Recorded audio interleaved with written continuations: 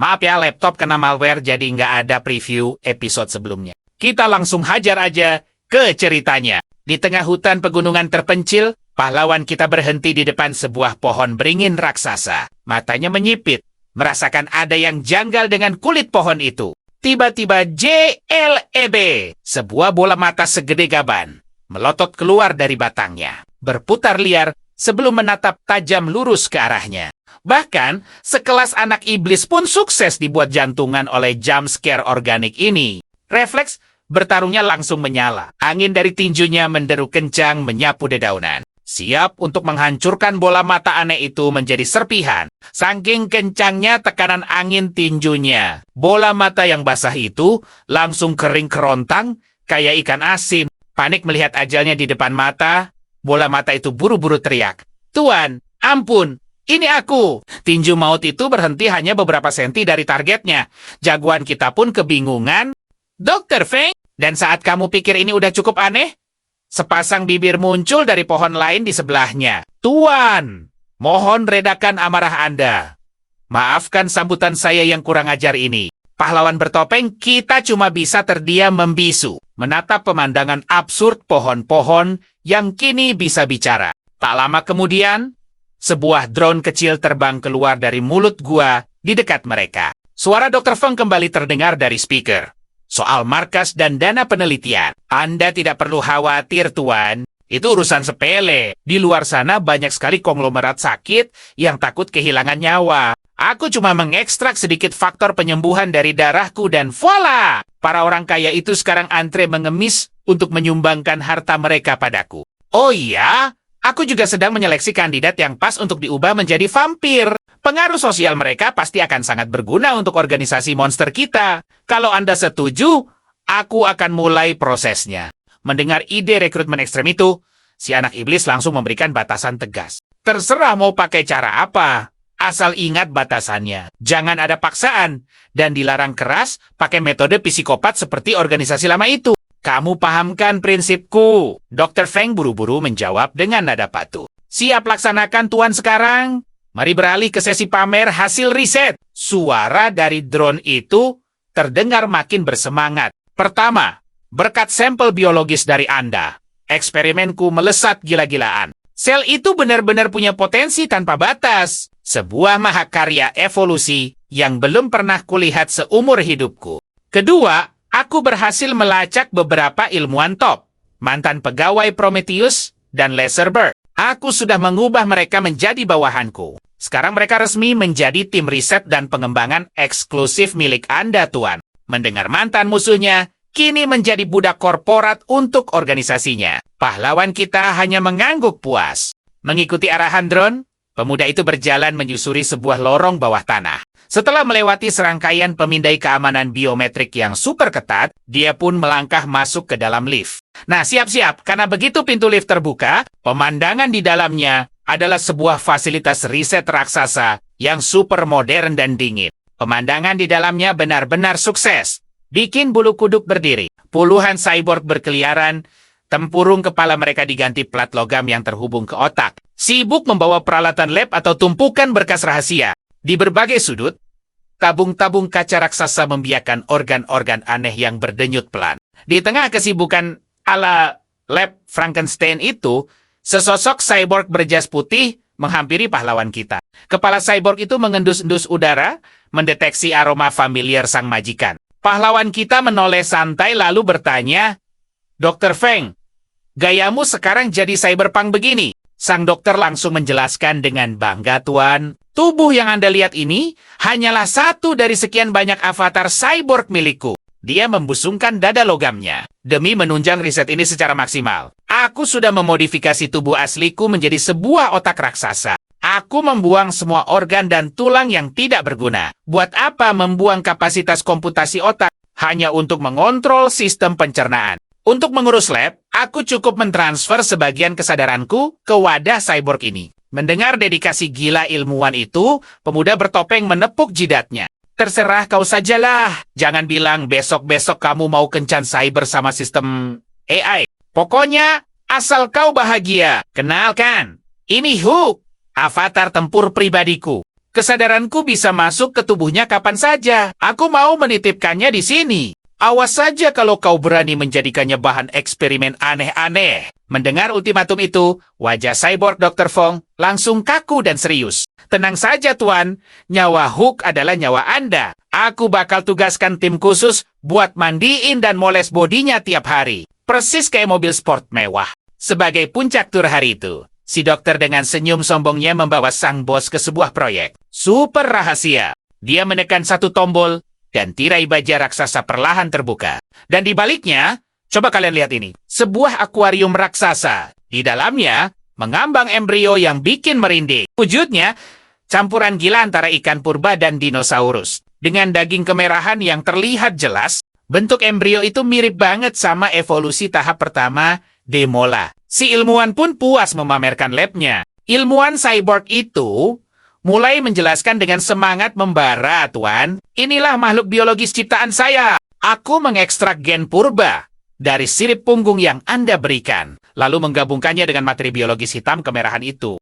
Makhluk ini mewarisi bakat fusi nuklir terkendali milik Anda, dan dia juga bisa beradaptasi di lingkungan ekstrem manapun. Ini adalah mahakarya terhebat yang pernah saya ciptakan. Saya persembahkan khusus untuk Anda. Tuanku yang agung. Jagoan kita menatap monster raksasa itu di dalam tabung, sambil menarik napas panjang. Dalam hati, dia mengumpat pelan. Bentuk makhluk itu persis seperti wujud bayi Demola. Dia bahkan punya firasat aneh kalau monster ini bakal mendarat dan mengamuk di Pulau Dong kecil suatu hari nanti. Lagi pula, makhluk aneh ini punya kekuatan penghancur yang pas banget untuk menenggelamkan pulau itu. Setelah puas mengamati, si pemuda bertopeng mengangguk pelan dengan wajah puas. Bagus sekali. Aku sangat puas dengan hasil kerjamu, Dr. Fong. Sebagai hadiah, aku akan memberimu sel YH yang baru saja kukembangkan. Aku sangat menantikan kejutan-kejutan hebat lainnya darimu. Saking terharunya, si dokter palsu langsung bersujud sampai seluruh tubuh logamnya rata dengan lantai. Kebaikan sebesar ini tidak akan pernah bisa saya balas seumur hidup. Urusan di pangkalan rahasia beres. Kini saatnya jagoan kita kembali ke kehidupan normalnya di Universitas W. Sementara itu di luar sana, perebutan negara dasar dinyatakan sukses. Rakyat bersorak, tapi tahan dulu. Euforia itu tidak bertahan lama. Sejak hari itu, suasana negara jadi super tegang.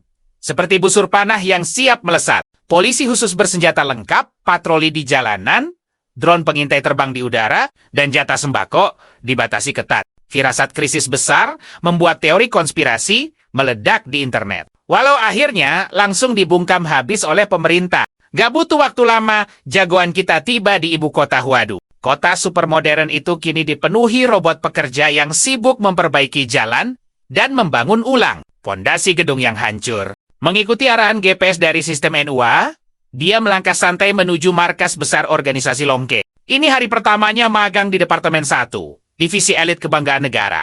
Nggak ada drama klise kayak penjaga sombong yang meremehkannya. Lalu, pamer kekuatan, dia mulus saja menempelkan kartu aksesnya sampai tiba di kantor utama. Tapi, pemandangan di dalam sana cukup menyedihkan. Di ruangan super luas itu, cuman ada satu orang, seorang wanita dengan kantung mata setebal panda, duduk sendirian di tengah meja kosong. Wanita bernama Lingzu itu mendongak sebentar dengan tatapan kosong. Kamu pasti anak magang jalur khusus dari kepala Departemen Qinglonggan. Kamu di sana. Semua dokumen yang kamu butuhkan sudah ada di situ. Sambil terus mengetik kayak zombie, wanita itu mulai mengeluh panjang lebar. Entah ini sial atau untung.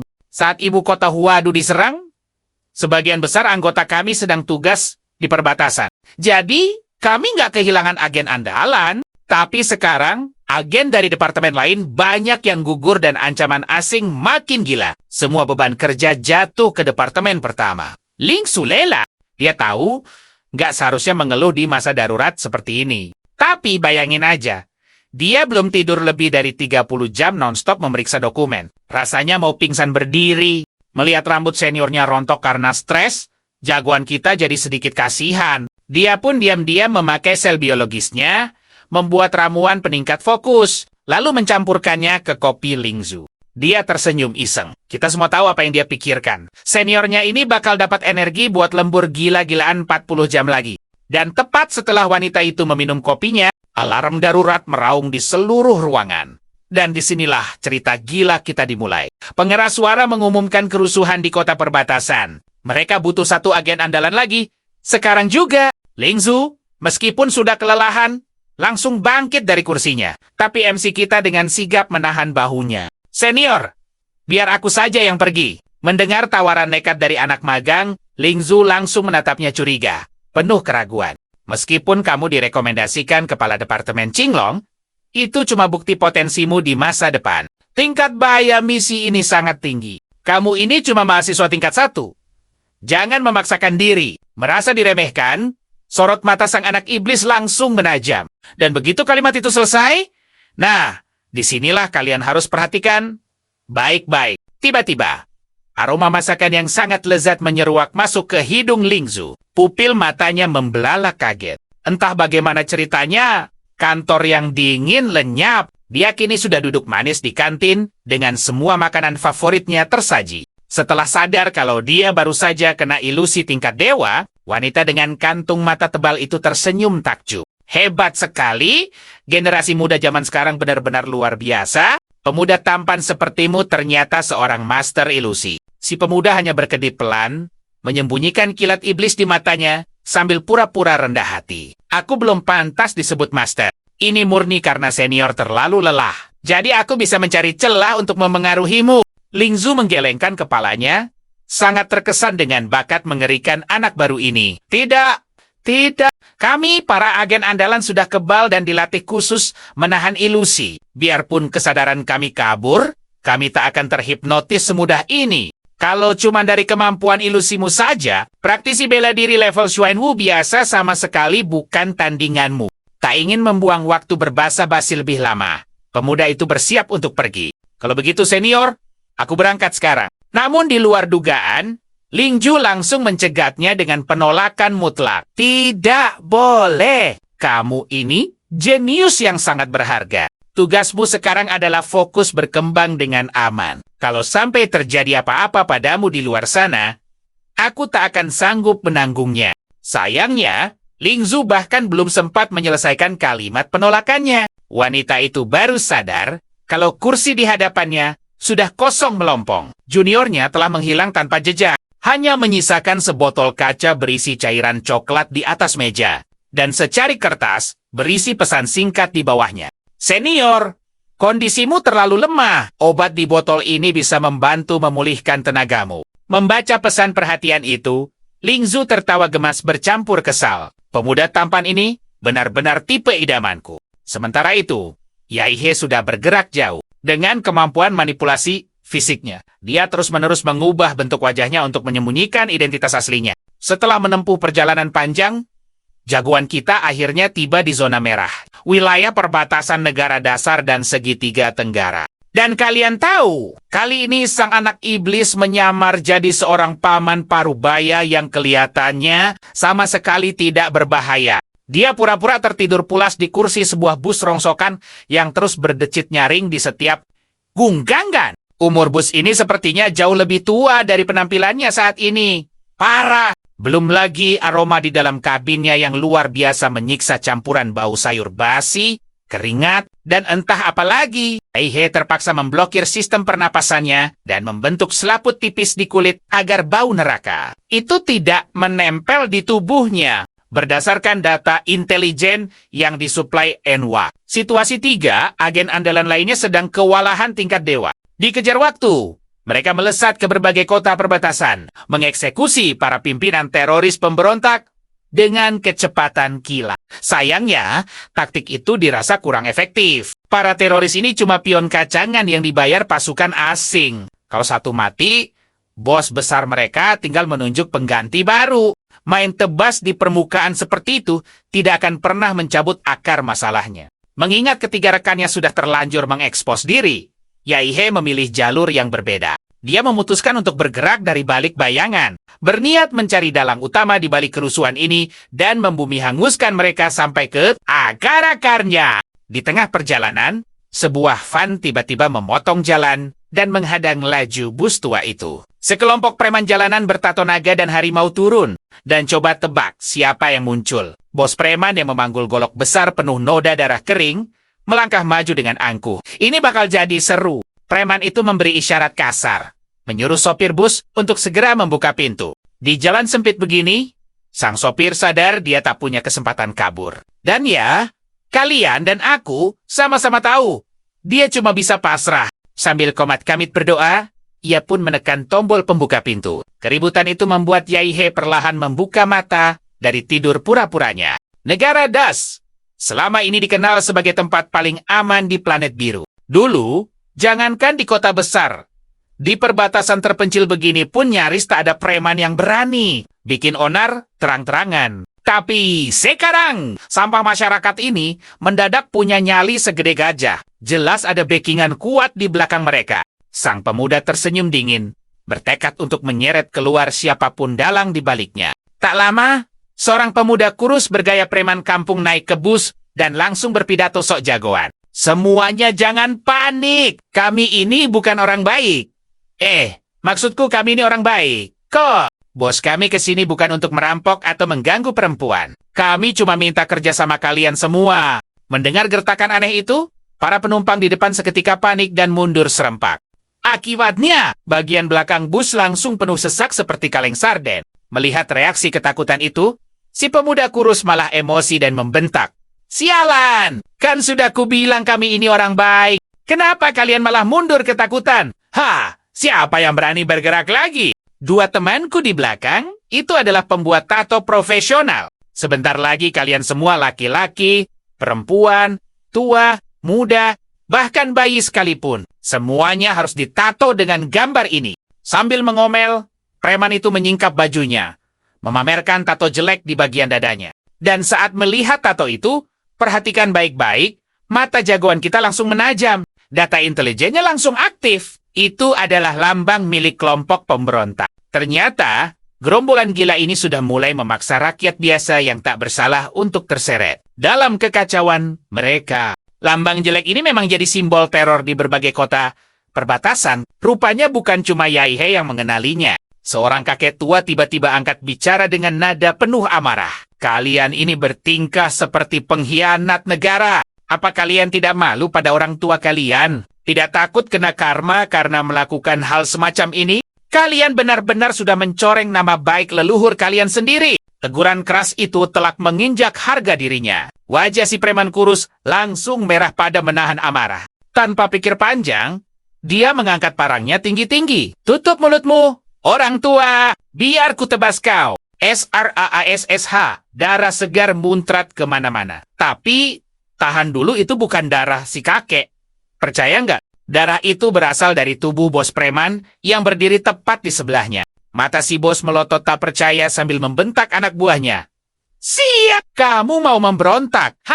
Wajah si kurus langsung pucat pasi. Bos, aku tidak sengaja. Aku juga tidak tahu kenapa tanganku tiba-tiba bergerak sendiri.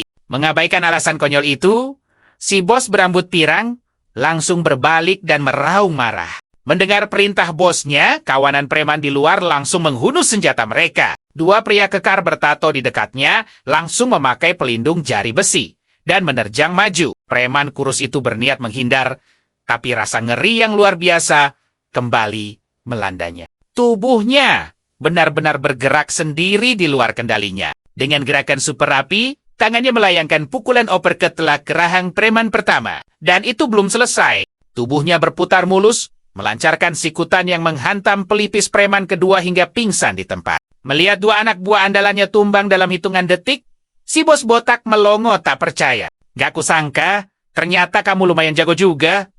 Sialan, semuanya serang, habisi dia. Gerombolan preman dari luar langsung menyerbu masuk ke dalam bus. Sialnya, ruang kabin yang sempit justru mengunci pergerakan mereka. Sebaliknya, tubuh si pemuda kurus malah mengamuk, membabi buta dengan efisiensi yang mematikan. Setiap tinjunya terarah akurat ke titik vital lawan, dan tenaganya mendadak melonjak secara tidak masuk akal. Sekali kena pukulannya, lawan dijamin langsung tumbang tak sadarkan diri. Sambil terus menghajar teman-temannya sendiri, si pemuda kurus malah menjerit kesakitan sejadi-jadinya. Wajahnya banjir keringat dingin. Ototnya kejang menahan sakit yang luar biasa, dan kita ditinggal dengan pertanyaan besar, siapa sebenarnya yang mengendalikan tubuh anak ini? Sial, tubuhku bergerak di luar kendali. Kalian harus lihat ini. Di bawah tatapan ngeri bos dan sisa anak buahnya, pemuda kurus itu tiba-tiba mencengkeram kepala atasannya, menyeretnya keluar bus, dan melemparnya ke dalam van. Sementara para penumpang cuma bisa melongo kebingungan. Van itu langsung tancap gas dan menghilang begitu saja. Tentu saja, tidak ada yang sadar kalau paman misterius yang dari tadi duduk diam di pojokan juga ikut lenjap. Lewat teknik mata darahnya, Yaihe mengambil alih kendali dan menculik seluruh komplotan penjahat itu sekaligus. Rencananya menguras semua informasi dari mereka untuk membongkar organisasi besar di belakang layar. Di dalam van yang melaju kencang, pemuda kurus yang dikendalikan penuh oleh teknik mata darah itu fokus menyetir tanpa ekspresi. Di belakang, si bos preman menatap pria paruh baya di sebelahnya dengan tatapan horor. Dia sadar, orang inilah dalang di balik semua ini. Dengan suara gemetar menahan takut, si bos preman mencoba untuk bernegosiasi. Bos, apa maumu? Sebut saja harganya. Asal kau lepaskan aku akan penuhi semua permintaanmu. Tanpa ekspresi, jagoan kita menatapnya dingin dan langsung melontarkan pertanyaan tajam. Siapa atasan kalian? Siapa yang mendanai operasimu? Di mana markas rahasia kalian? Bos preman itu langsung terdiam, posisinya benar-benar terjepit. Kalau dia diam, pria mengerikan ini akan menghabisinya. Tapi kalau dia buka mulut, bos besarnya yang akan mengirim pembunuh. Nah, ini dia bagian yang bikin pusing. Coba kalian pikirkan. Otak liciknya berputar cepat, mencari cara untuk menipu pria yang dia yakini sebagai agen rahasia. Longki ini terjebak dalam situasi hidup atau mati. Si bos preman mulai mengoceh, membocorkan informasi tanpa henti. Tapi tentu saja, dia tidak sebodoh itu. Demi menyelamatkan nyawanya, 60% ceritanya adalah fakta. Sementara 40% sisanya adalah kebohongan yang dirangkai dengan rapi. Tepat saat dia masih asyik bercerita, van mereka berhenti di tepi jurang sebuah perbukitan tandus. Ihe yang duduk santai di belakang langsung memotong omongan pria botak itu. Cukup! Waktunya mengirim kalian semua ke alam baka. Mendengar vonis itu, kepanikan si bos memuncak saat melihat tentakel hitam kemerahan keluar dari punggung pria di sebelahnya, meliuk-liuk seperti ular berbisa. Kau ingkar janji, aku sudah memberitahumu semuanya. Brengsek! Sang anak iblis hanya mendengus meremehkan. Aku sudah membaca semua ingatanmu langsung dari otakmu sejak awal. Aku membiarkanmu bicara hanya untuk melihat ekspresi konyolmu saat berbohong. Gila kan? Kita semua kena tipu bareng-bareng. Melihat tentakel mengerikan itu semakin mendekat, si bos preman ketakutan setengah mati sampai hampir mengompol. Otaknya yang panik berteriak menuntut keadilan. Kamu pasti agen dari organisasi Longku kan? Aku memang melanggar hukum, tapi harusnya kau serahkan aku ke penjara. Kau tidak punya hak mengeksekusiku di sini. Mendengar protes naif itu, tawa Yaihe meledak. Kau pikir aku ini pahlawan super pembela kebenaran yang tidak pernah membunuh musuhnya? Sayang sekali, aku bukan dia. Aku adalah pahlawan iblis yang bertindak sesuka hatiku. Tepat setelah kalimat itu selesai diucapkan, materi biologis hitam kemerahan itu meledak buas, menelan habis semua berandalan di dalam mobil tanpa sisa. Van itu bergetar hebat, sebelum akhirnya kembali sunyi senyap. Tak lama kemudian, jagoan kita menendang pintu mobil dan melangkah keluar dengan santai. Dia menonaktifkan selaput pernapasannya dan menghirup udara segar dalam-dalam. Bebas dari bau neraka di dalam bus tadi, membuat kepalanya jernih. Sementara itu, materi biologis merembes keluar dari tubuhnya, menyelimuti seluruh bagian van di belakangnya.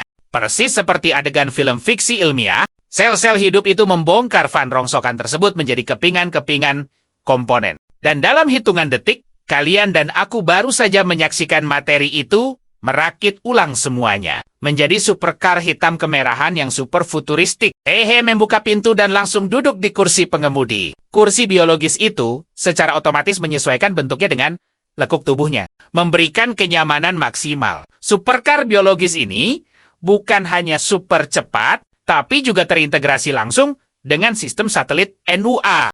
Sambil menciptakan kacamata hitam dari materi biologisnya, pemuda itu menyusun rencananya. Aku sudah menemukan lokasi sarang tikus berikutnya dari otak mereka. Tapi level orang ini masih terlalu cetek. Menemukan kontaknya saja tidak cukup. Dia lalu menyalakan sistem dan memberi perintah. Noah, navigasikan rute ke kota Chen.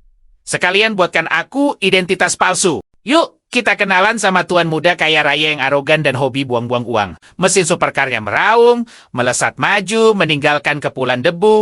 Di depannya ada tebing batu super tinggi, tapi yaihe, bukannya ngerem, dia malah melakukan hal gila. Dia justru tancap gaspol. Menentang hukum fisika, mobilnya memanjat tebing itu secara vertikal, mengambil jalan pintas lurus menuju kota Chen. Sementara itu, di tempat lain di kawasan segitiga tenggara, tepatnya di markas tentara bayaran elit Duri Darah, 3 petingginya rapat darurat soal insiden di Huadu. Salah satunya memulai dengan ambisi besar. Ini kesempatan emas yang langka. Kalau kita manfaatkan kekacauan ini, nama Duri Darah akan masuk dalam sejarah. Apalagi, para pemimpin negara di segitiga tenggara juga sudah menawarkan kerjasama. Kelihatannya mereka juga sudah lama mengincar negara dahsyat. Kita bisa pakai kekacauan ini untuk bikin onar di perbatasan. Tapi, pria kedua di meja itu punya pandangan yang lebih realistis. Negara dahsyat itu sangat solid dan bersatu. Tak ada faksi politik kacau. Dan perbedaan etnis di sana pun rukun. Kalau kita cuma menghasut para berandalan di perbatasan, dampaknya tidak akan besar. Kita harus bisa mendekati tokoh besar dahsyat yang benar-benar punya pengaruh dan kuasa. Masalahnya, organisasi Longke sudah menetapkan status darurat militer. Pertahanan mereka sangat ketat, bahkan sekelas Duri Darah pun tak bisa menyusup dengan mudah. Tiba-tiba, satu-satunya wanita di sana tersenyum licik. Dan disinilah plotnya mulai panas. Dia bilang, baru-baru ini, ada seorang tuan muda dari daratan utama datang ke kota Chen. Setiap hari kerjaannya cuma foya-foya di klub malam terbesar di kota itu. Gaya hidupnya yang glamor membuat para sosialita antre untuk bisa mendekatinya. Dia putra bungsu ketua perusahaan keuangan global. Dengan kekayaannya, dia bisa membeli seisi kota ini hanya dengan satu lambaian tangan. Orang dengan kekayaan dan pengaruh sebesar itu benar-benar mengerikan. Dia adalah target yang kita butuhkan sekarang. Tapi kemunculannya yang sempurna ini terasa terlalu kebetulan. Hampir seperti jebakan yang sudah disiapkan. Tapi, anak buah yang mereka kirim untuk memata-matai target itu memberikan laporan meyakinkan. Tuan muda Yi ini adalah definisi dari cowok hidung belang arogan yang moralnya rusak. Contoh sempurna pewaris kaya tak berguna. Hobi dan tingkah lakunya benar-benar di luar nalar orang normal. Bahkan, agen mata-mata Duri Darah yang psikopat pun sampai geleng-geleng kepala melihat kelakuan Tuan Muda Ji. Sebagai sesama orang gila, si agen yakin kalau level kegilaan Tuan Muda itu 100% asli, bukan pura-pura. Dengan semua laporan itu, ketiga petinggi Duri Darah akhirnya percaya sekitar 80%. Sisa 20% keraguan mereka akan dibuktikan langsung dengan datang ke kota Chen. Nah, sekarang kita balik lagi ke kota Chen. Siap-siap, karena di sebuah gereja yang ternyata markas Duri Darah. Aihe justru lagi santai membaca dokumen rahasia mereka. Dia sedang membaca profil ketiga petinggi yang sedang menuju ke arahnya. Pertama Jeff, mantan agen senior FBI yang membelot dan gabung Duri Darah sejak awal berdiri. Lalu ada Kaini, pembunuh bayaran yang berhasil melenyapkan Panglima Perang Benua Hitam saat muda. Terakhir Sudana, monster yang membantai habis konglomerat negara bangsi sebelum naik pangkat jadi anggota inti Duri Darah. Selesai membaca rekam jejak mereka, pemuda itu cuma mencibir. Organisasi Duri Darah katanya lebih baik ganti nama jadi Gunung Liangsan, tempat kumpulnya para buronan. Pemandangan di bawahnya sangat kontras dengan suasana suci gereja. Ratusan kerabat darah dan manusia tikus kini memenuhi bangku jemaat, menunduk patuh padanya. Sambil tersenyum dingin, sang anak iblis ini pun bergumam. Mereka bertiga akan tiba di kota Chen. Cecunguk macam apa yang berani ikut campur? Benar-benar sengaja datang untuk mengantar nyawa. Beberapa jam kemudian, di jalanan kota Chen, Jeff menyamar jadi sopir taksi. Di balik kacamata hitamnya, ia memindai setiap sudut jalan dengan insting tajam. Kaini, yang duduk di kursi penumpang, memastikan titik pertemuan mereka memang di gereja pinggiran kota itu. Di tengah keheningan mobil, Sudana tiba-tiba bersuara dengan curiga. Bagaimana menurut kalian kota Chen ini? Dengan Hangka ini menjawab, cuma kota kecil yang terbelakang seperti biasa. Di seluruh kota ini, tak ada satupun ahli bela diri yang patut diwaspadai. Tapi Sudana menggeleng. Insting pembunuhnya merasakan hal sebaliknya. Percaya deh, firasatku benar-benar gak enak. Gimana mungkin semua pejalan kaki di kota ini bisa punya detak jantung yang stabil dan seragam setiap saat? Mendengar keanehan itu, Jeff gak pakai pikir panjang dan langsung membanting setir mobilnya dengan tajam. Dia memutar balik taksinya, berusaha kabur secepat mungkin dari kota Chen yang menyeramkan itu. Tepat di saat yang sama, semua pejalan kaki di trotoar mendadak kaku. Mereka serempak menatap taksi itu sambil menyeringai lebar. Senyum yang mengerikan. Matahari perlahan terbenam, pertanda penguasa malam sudah bersiap untuk memulai pestanya. Setelah melaju kencang belasan kilometer, ketegangan Jeff akhirnya sedikit mereda. Dengan nada kesal, mantan agen FBI itu mulai mengeluh. Kalian ini terlalu berlebihan. Tahu nggak? Kalau markas kita di kota Chen memang sudah jatuh. Mustahil kita nggak dengar kabar apapun sama sekali. Mendengar keluhan itu, Sudana hanya bisa memijat pelipisnya yang mulai terasa pening. Wanita itu lalu membuka sebuah rahasia kelam. Setahun lalu, saat dia gagal menembus level Mahaguru, dia sempat melihat penglihatan tentang ajalnya sendiri. Dan yang lebih ngerinya lagi, di dalam penglihatan itu, dia melihat jasad Jeff dan Kaini tergeletak tak bernyawa, tepat di sampingnya. Hal itu membuatnya yakin 100% kalau mereka bertiga akan berakhir bersama dalam misi yang sama. Sadar akan nasib buruknya, Kaini langsung meledak marah. Kenapa hal sepenting ini baru kamu bilang sekarang? Dasar wanita sialan. Kalau tahu dari awal, aku nggak akan sudi ikut misi bareng kamu. Sudana menanggapi amukan itu dengan sangat tenang. Takdir memang tidak bisa dihindari. Tapi setidaknya, itu tidak akan terjadi hari ini. Dalam bayangan kematian yang kulihat, latarnya adalah hutan hitam pekat. Dengan dahan-dahan pohon yang mirip cakar monster. Tapi sekarang, jangankan hutan. Sebatang pohon pun nggak kelihatan di sekitar kita. Penjelasan itu sukses bikin Jeff menghela napas lega. Sambil memegang setir, pria botak itu berteriak yakin. Benar juga, biarpun itu takdir, aku akan melawannya. Dan mengubah nasibku sendiri. Nasibku ada di tanganku. Sayangnya, omong kosong soal melawan takdir itu harus berakhir detik itu juga. Dan disinilah semuanya jadi kacau balau.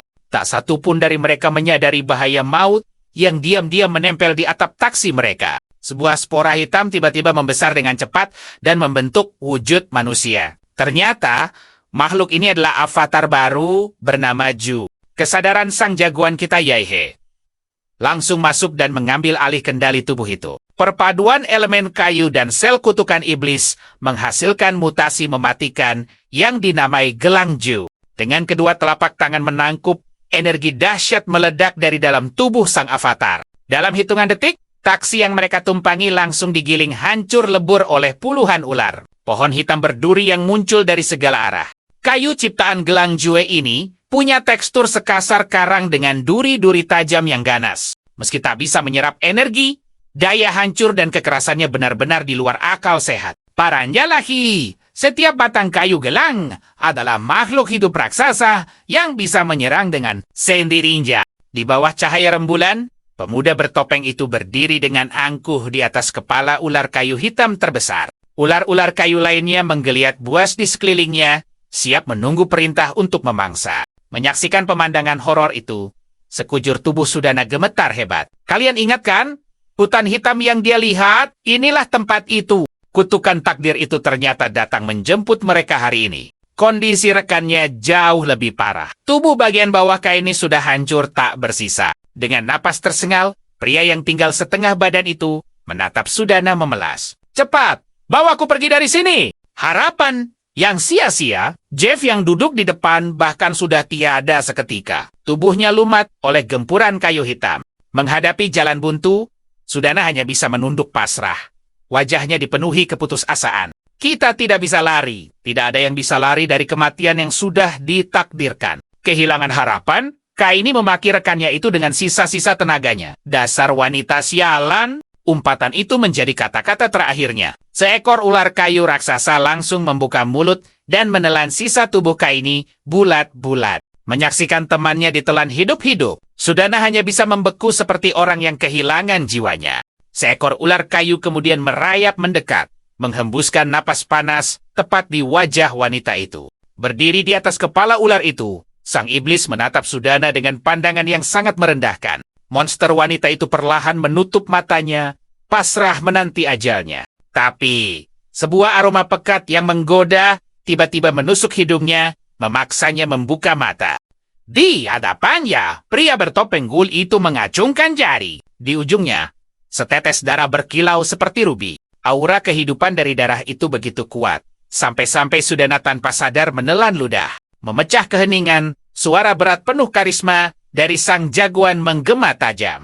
Kan sudah kubilang, akulah yang menentukan takdirmu. Sekarang, aku beri kau satu kesempatan. Nah, disinilah pilihannya mati sebagai manusia, atau menjual jiwa dan ragamu padaku demi terus hidup. Mendengar ada kesempatan hidup, Sudana tak ragu sedetik pun. Wanita itu langsung menghisap jari Yaihe. Melihat kenekatannya, Yaihe sampai terdiam. Dalam hati, pemuda itu bergumam, sepertinya tadi aku bertanya sia-sia. Sesaat kemudian, Sudana menjerit. Dia berguling-guling di lantai, merasakan darahnya mendidih seolah tubuhnya akan meledak. Melihatnya kesakitan, Yaihe hanya tersenyum tipis. Dasar serakah, ucapnya santai. Awalnya aku hanya ingin mengubahmu jadi pion untuk menyusup ke organisasi duri berdarah Denggarini, tapi kau menyedot begitu banyak. Kalau kau meledak, terpaksa aku harus mengkloning wujud barumu. Sementara itu, Sudana terus kejang-kejang di lantai. Daging dan darahnya meleleh, lalu sisik hitam kasar mulai tumbuh di sekujur tubuhnya. Wanita itu menahan napas sekuat tenaga, berjuang agar tidak pingsan. 3 menit berlalu. Dia berhasil bertahan.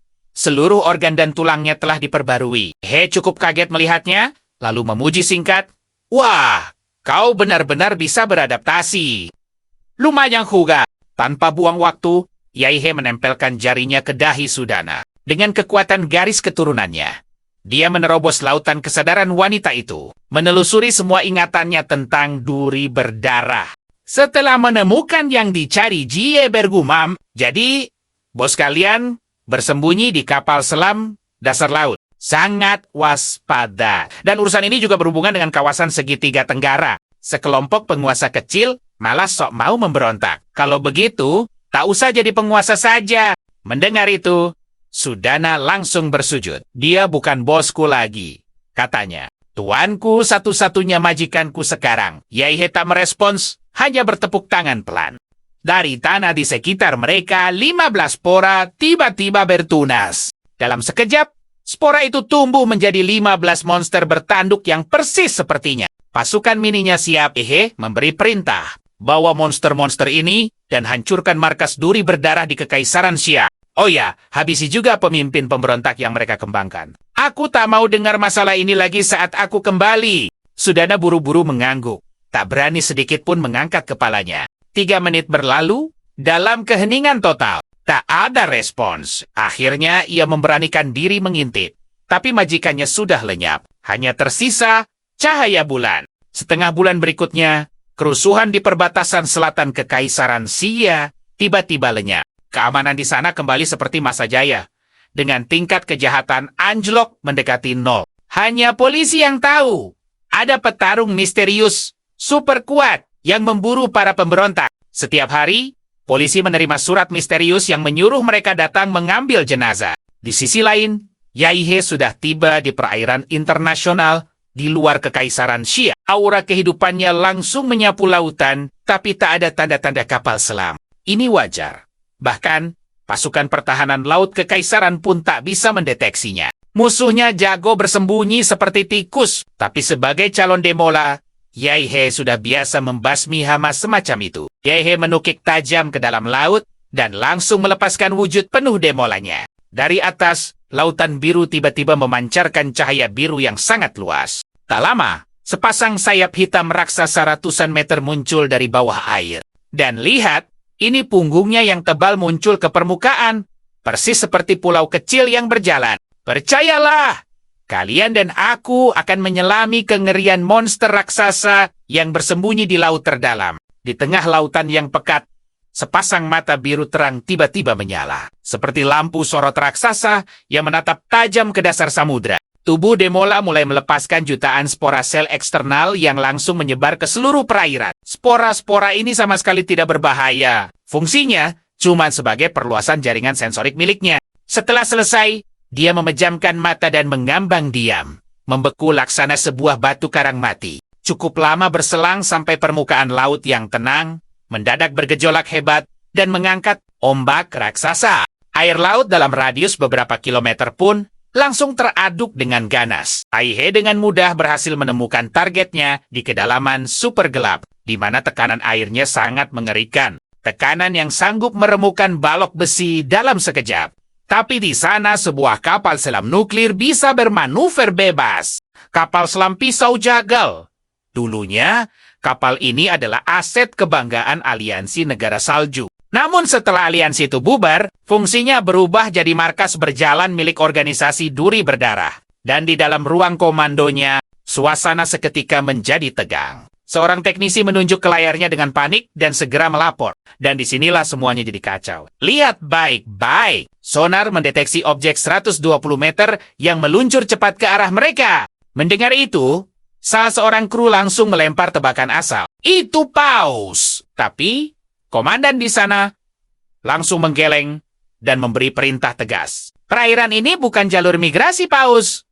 Usir benda itu pakai gelombang suara. Namun teknisi tadi kembali melapor dengan nada yang jauh lebih histeris. Komandan, pengusiran sonar sama sekali tidak mempan. Makhluk itu sekarang sudah berada 5.000 meter di depan kita dan masih terus mendekat super cepat. Tanpa pikir panjang, kapal selam itu langsung menembakkan 2 torpedo paus Trisula. Tidak butuh waktu lama. Senjata mematikan itu tiba tepat di depan targetnya. Dalam sekejap, sebuah matahari kecil meledak di dasar laut. Langsung mendidihkan air dingin dalam radius 1.000 meter. Kekuatan ledakan dari torpedo itu benar-benar luar biasa mengerikan. Monster level penguasa sekalipun dijamin tidak akan selamat. Kalaupun hidup, pasti berakhir cacat parah. Tapi kita tahu kan, serangan sehebat itu sama sekali tidak mempan pada Demola. Si teknisi sampai melotot ngeri menatap layarnya dan berteriak putus asa. Torpedo paus Trisula gagal total menghentikan pergerakan makhluk mengerikan itu. Dia malah meluncur makin cepat. 30 detik lagi, dia bakal menabrak kita. Tunggu, dia sudah sampai. Di dasar laut, tubuh hitam raksasa itu tampak berenang santai menembus perairan. Sirip tajam di punggungnya, layaknya mata pisau raksasa, membelah lautan dengan buas. Sementara ekornya yang sebesar pilar langit, mengibaskan arus bawah laut yang sangat dahsyat. Meski baru saja dibombardir, wujudnya sama sekali tidak lecet. Taihe membuka mulut besarnya, menyemburkan gelembung udara, sambil menatap lurus ke arah mangsa. Raksasanya, hanya dengan satu benturan kecil saja, kapal selam bertenaga nuklir itu langsung bergetar hebat. Sadar kapalnya takkan bertahan lama, sang komandan langsung meneriakkan perintah darurat untuk menembakkan 2 torpedo lagi. Namun sebuah cahaya biru terang sudah mulai menyala dari bagian ekor monster raksasa itu. Cahayanya merambat pelan hingga ke kepala, menerangi seluruh kegelapan laut dalam di sekelilingnya. Uap biru yang menyala mengepul pekat dari mulut dan hidungnya. Energi di dalam mulutnya bersinar semakin menyilaukan. Detik berikutnya, napas atom melesat keluar dengan kecepatan yang luar biasa. Meskipun terbuat dari logam khusus anti tekanan, kapal raksasa itu sama sekali tak sanggup menahan tembakan energi Yai.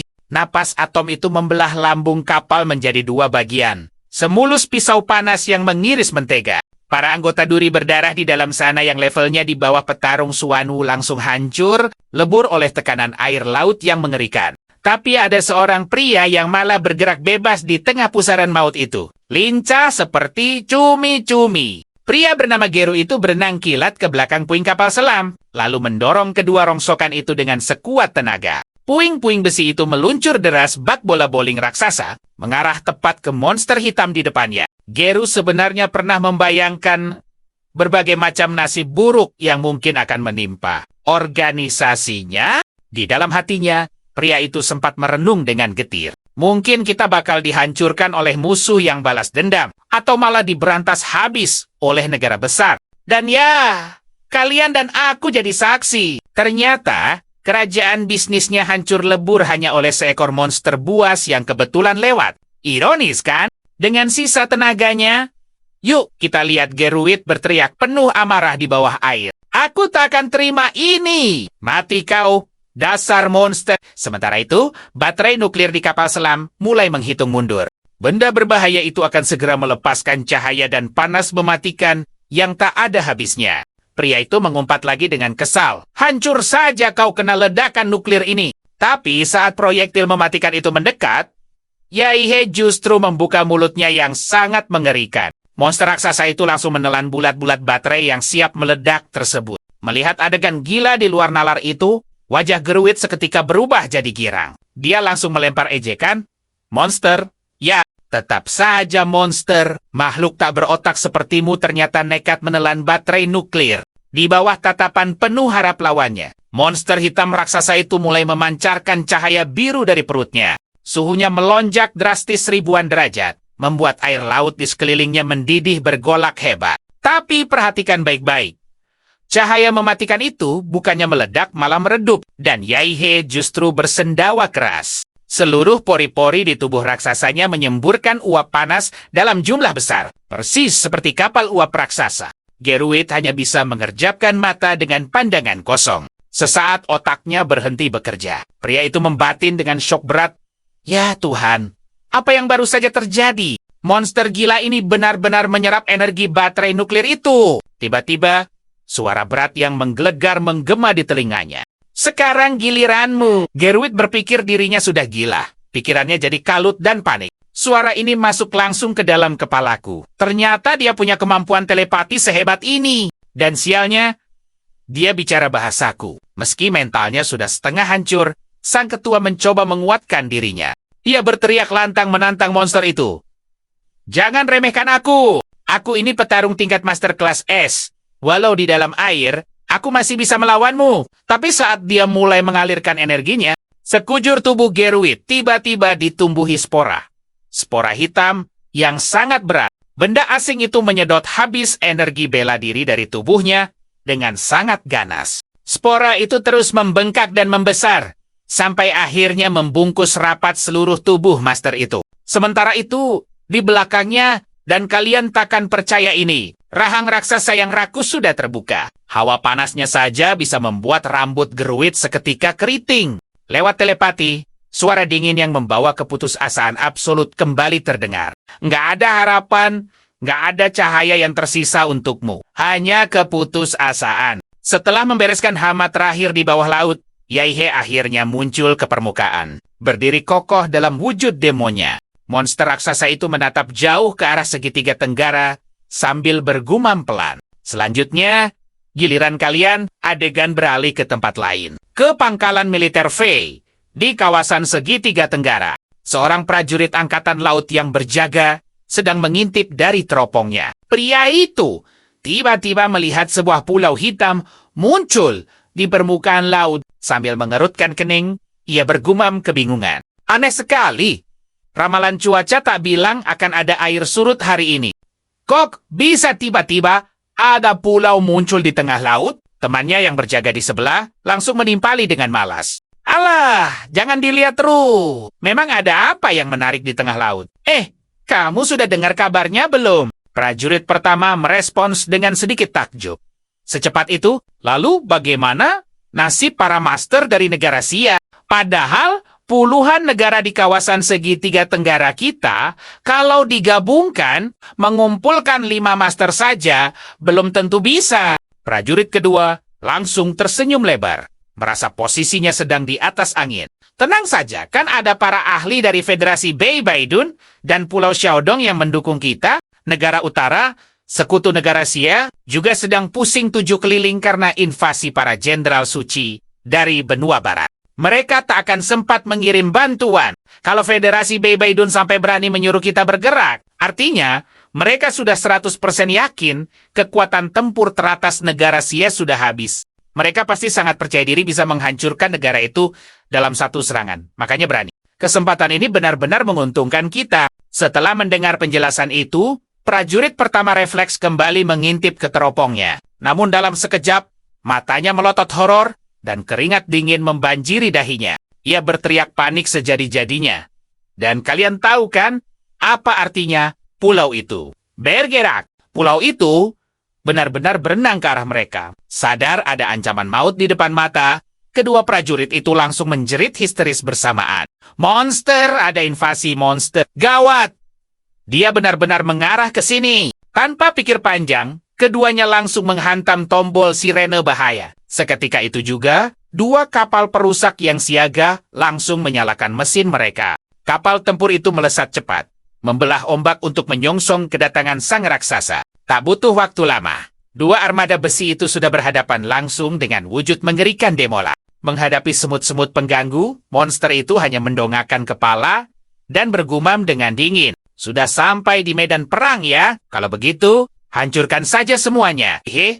Lantas membuka rahang raksasanya lebar-lebar. Nah, perhatikan baik-baik. Partikel cahaya biru dalam jumlah masif mulai berkumpul, membentuk sebuah bola energi yang luar biasa padat. Ini adalah jurus pamungkas baru yang ia kembangkan sendiri.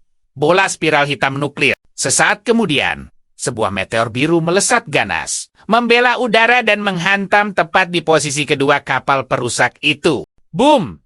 Bola api biru raksasa meledak dahsyat, membumbung tinggi menembus awan, bersama kepulan asap hitam yang pekat. Suhu panas yang ekstrim langsung menguapkan miliaran liter air laut, membentuk gelombang kejut yang menyapu segalanya. Guncangan dari serangan maut itu memicu tsunami buatan setinggi gedung pencakar langit. Tsunami itu menyapu ganas ke seluruh penjuru pangkalan tanpa ampun. Jeritan ketakutan para prajurit langsung lenyap saat menara pengawas mereka rata dengan tanah. Ditelan ombak raksasa. Di saat yang sama, sirene meraung panjang di pelabuhan militer utama negara V. Seluruh angkatan laut menerima pesan darurat yang membuat bulu kuduk berdiri. Isinya, seekor monster tingkat penguasa menerobos masuk perairan mereka, menghancurkan dua kapal perang dalam sekejap, dan kini bersiap mendarat. Peringatan level kiamat itu membuat semua pasukan dalam posisi siaga tempur tertinggi. Kini mereka harus mengandalkan persenjataan canggih buatan Amerika yang baru mereka terima untuk menghentikan monster itu. Tekad mereka sudah bulat. Apapun yang terjadi, monster pembawa bencana itu tidak boleh sampai menginjakan kaki di daratan mereka. Demi menghadang monster yang kekuatannya tak terukur itu, Komandan Angkatan Laut Faye mengerahkan seluruh armada sambil mengepalkan tangan. Napas pria itu memburu, penuh dengan ambisi. Kalau kita bisa menang, negara Faye akan terkenal di seluruh dunia. Aku akan membawa negara kita menuju puncak kejayaan. Tapi kalian dan aku tahu kan, kesombongan selalu datang sebelum kehancuran. Tepat di puncak percaya dirinya, seorang teknisi menoleh dengan wajah pucat. Lapor, Komandan. Sinyal monster itu tiba-tiba menghilang. Sang komandan seketika membeku, benar-benar bingung. Di saat yang sama, Yaihe ternyata sudah kembali ke wujud manusianya. Pemuda itu kini berenang dengan kecepatan luar biasa di dasar lautan. Dalam sekejap, dia berhasil melewati jaring ranjau dan perangkap anti-monster yang susah payah dipasang oleh armada musuh. Tanpa membuang tenaga sedikit pun, dia dengan santai menembus jaring pertahanan super ketat milik negara Faye. Sebenarnya, Yaihe sama sekali tak merasa kalau rentetan jebakan itu bisa mengancam wujud Demola miliknya. Masalah utamanya cuman satu, dia sedang terburu-buru, ada banyak negara di kawasan ini. Dan menghancurkan militer mereka satu persatu akan memakan waktu yang sangat lama. Makanya, dia ingin membereskan semuanya secepat dan seefisien mungkin. Pemuda itu benar-benar tidak mau membuang waktu hanya untuk mengurus tumpukan sampah ini. Tak lama kemudian, dia sudah berhasil melewati garis depan dan kini berada tepat di bawah formasi utama armada V. Kumpulan kapal perang di atas kepalanya saat ini adalah seluruh aset pertahanan negara tersebut. Tanpa ragu, Yaihe kembali ke wujud Demola dan bergumam dingin. Dan percayalah, disinilah pembantaian yang sebenarnya akan dimulai. Detik berikutnya, seberkas sinar biru melesat ganas dari dalam laut, menembus lambung kapal perang hingga berlubang. Kapal naas itu meledak hebat, berubah menjadi bola api raksasa di tengah lautan, menerangi kapal lain di sekitarnya. Belum sempat kapal-kapal lain bereaksi. Dasar laut yang gelap kembali memancarkan kilauan cahaya biru. Satu lagi pilar cahaya maut menembak keluar dari kedalaman air. Kali ini, Pola serangannya jauh lebih brutal dan liar. Cahaya mematikan itu menyapu bersih permukaan laut, memotong 3 kapal perang sekaligus, dan mengirim seluruh awaknya langsung ke dasar lautan. Oke, ayo kita mulai dari pusat komando armada, di mana sang komandan lagi ngamuk sejadi-jadinya sampai urat lehernya keluar. Dasar monster biadab, itu semua aset berharga negara. Tapi sayangnya, sang komandan nggak punya banyak waktu untuk marah-marah. Tiba-tiba, sesosok bayangan hitam raksasa melesat dari laut dan mendarat tepat di atas kapal. Komandonya! Kapal baja itu remuk seketika, hancur berkeping-keping, lalu perlahan tenggelam ke dasar samudra. Meski kapal komando tenggelam, sisa armada langsung mengarahkan semua senjata mereka dan menembaki. Monster itu, tanpa henti, di tengah kepanikan, para prajurit yang tersisa saling meneriakkan tekad terakhir mereka. Kalau monster itu tidak tumbang, kita semua tidak akan pulang hidup. Hidup! Angkatan Laut Negara Fey akan jadi sejarah. Hujan rudal yang tak terhitung jumlahnya langsung menghantam tubuh raksasa yang baru setengah muncul ke permukaan itu. Ledakan demi ledakan menciptakan pilar-pilar api yang membumbung tinggi ke angkasa. Tapi coba perhatikan baik-baik, dari balik asap tebal, titik-titik cahaya biru mulai menyala terang. Semua prajurit yang melihat cahaya mengerikan itu langsung pucat pasi. Tanpa pikir panjang, mereka lari dan melompat ke laut yang dingin membeku.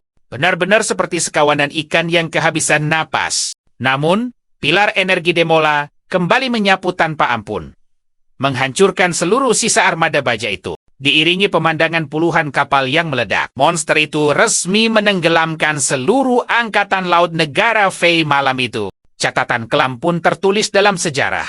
Tanggal 24 Januari, pukul 3:05 pagi, monster berkode nama Demola menyerang armada negara Fey.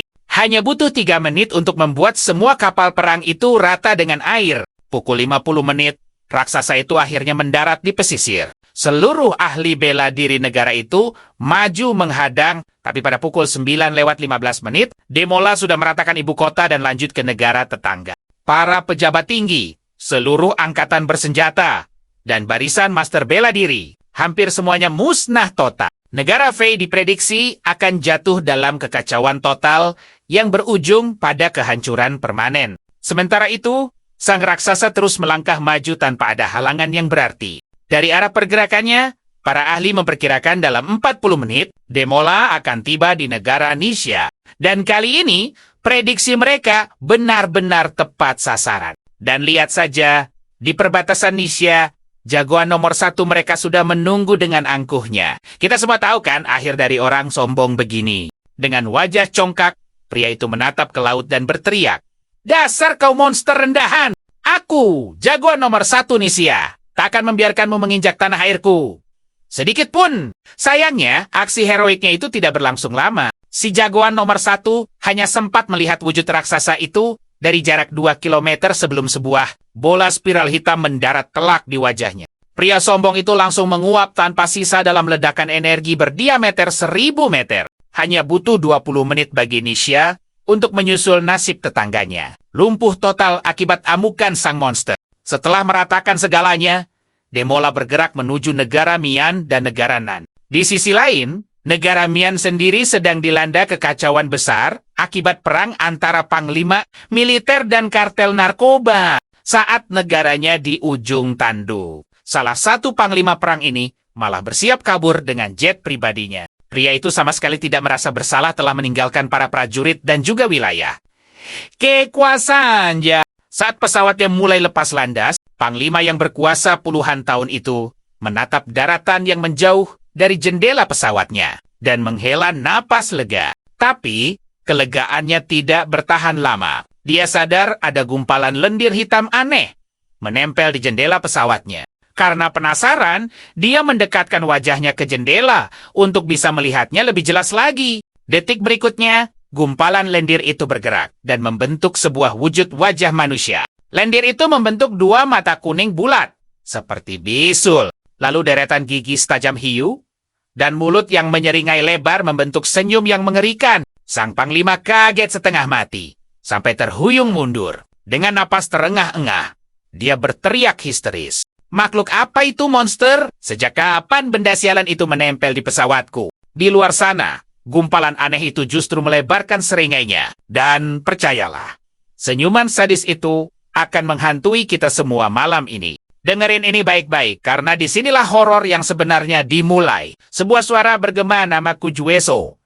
Aku masuk, ya, para penumpang di dalam kabin hanya bisa melongo ketakutan. Perlahan, zat aneh itu mulai memerah dan merembes masuk dengan cara yang mustahil. Benda itu menembus celah terkecil jendela dan bodi pesawat yang seharusnya kedap udara sempurna. Teriakan panik si bos langsung memanggil pasukan pengawal elitnya. Tapi sehebat apapun para bodyguard ini di dunia kriminal, mereka jelas belum pernah melihat keanehan seperti ini. Salah satu ahli bela diri, seorang juara tinju ternama, langsung maju mengambil inisiatif untuk menyerang. Pria kekar itu melepaskan energi merah membara, mengubah auranya menjadi proyeksi kepala harimau yang mengaum ganas. Tanpa ragu, dia menghantam gumpalan aneh itu dengan segenap kekuatannya. Pukulannya berhasil. Zat penyusup itu hancur berkeping-keping, menyebarkan cairan merah kental ke seluruh kabin pesawat.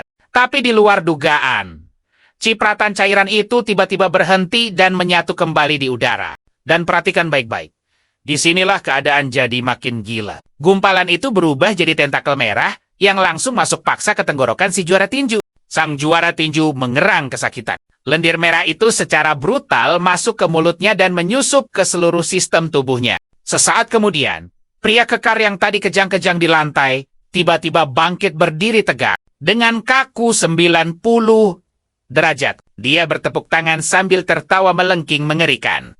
Jurus pohon penusuk. Seketika, ranting-ranting hitam berduri tajam keluar dari tubuh petinju itu. Ranting mengerikan itu melesat cepat seperti hujan peluru. Karena lorong kabin yang sempit dan jarak yang dekat, para pengawal dan bos mereka langsung tertusuk tanpa ampun. Ranting hitam ini punya karakteristik penyerap energi. Gabungan dari cetak biru bintang neraka dan vampir.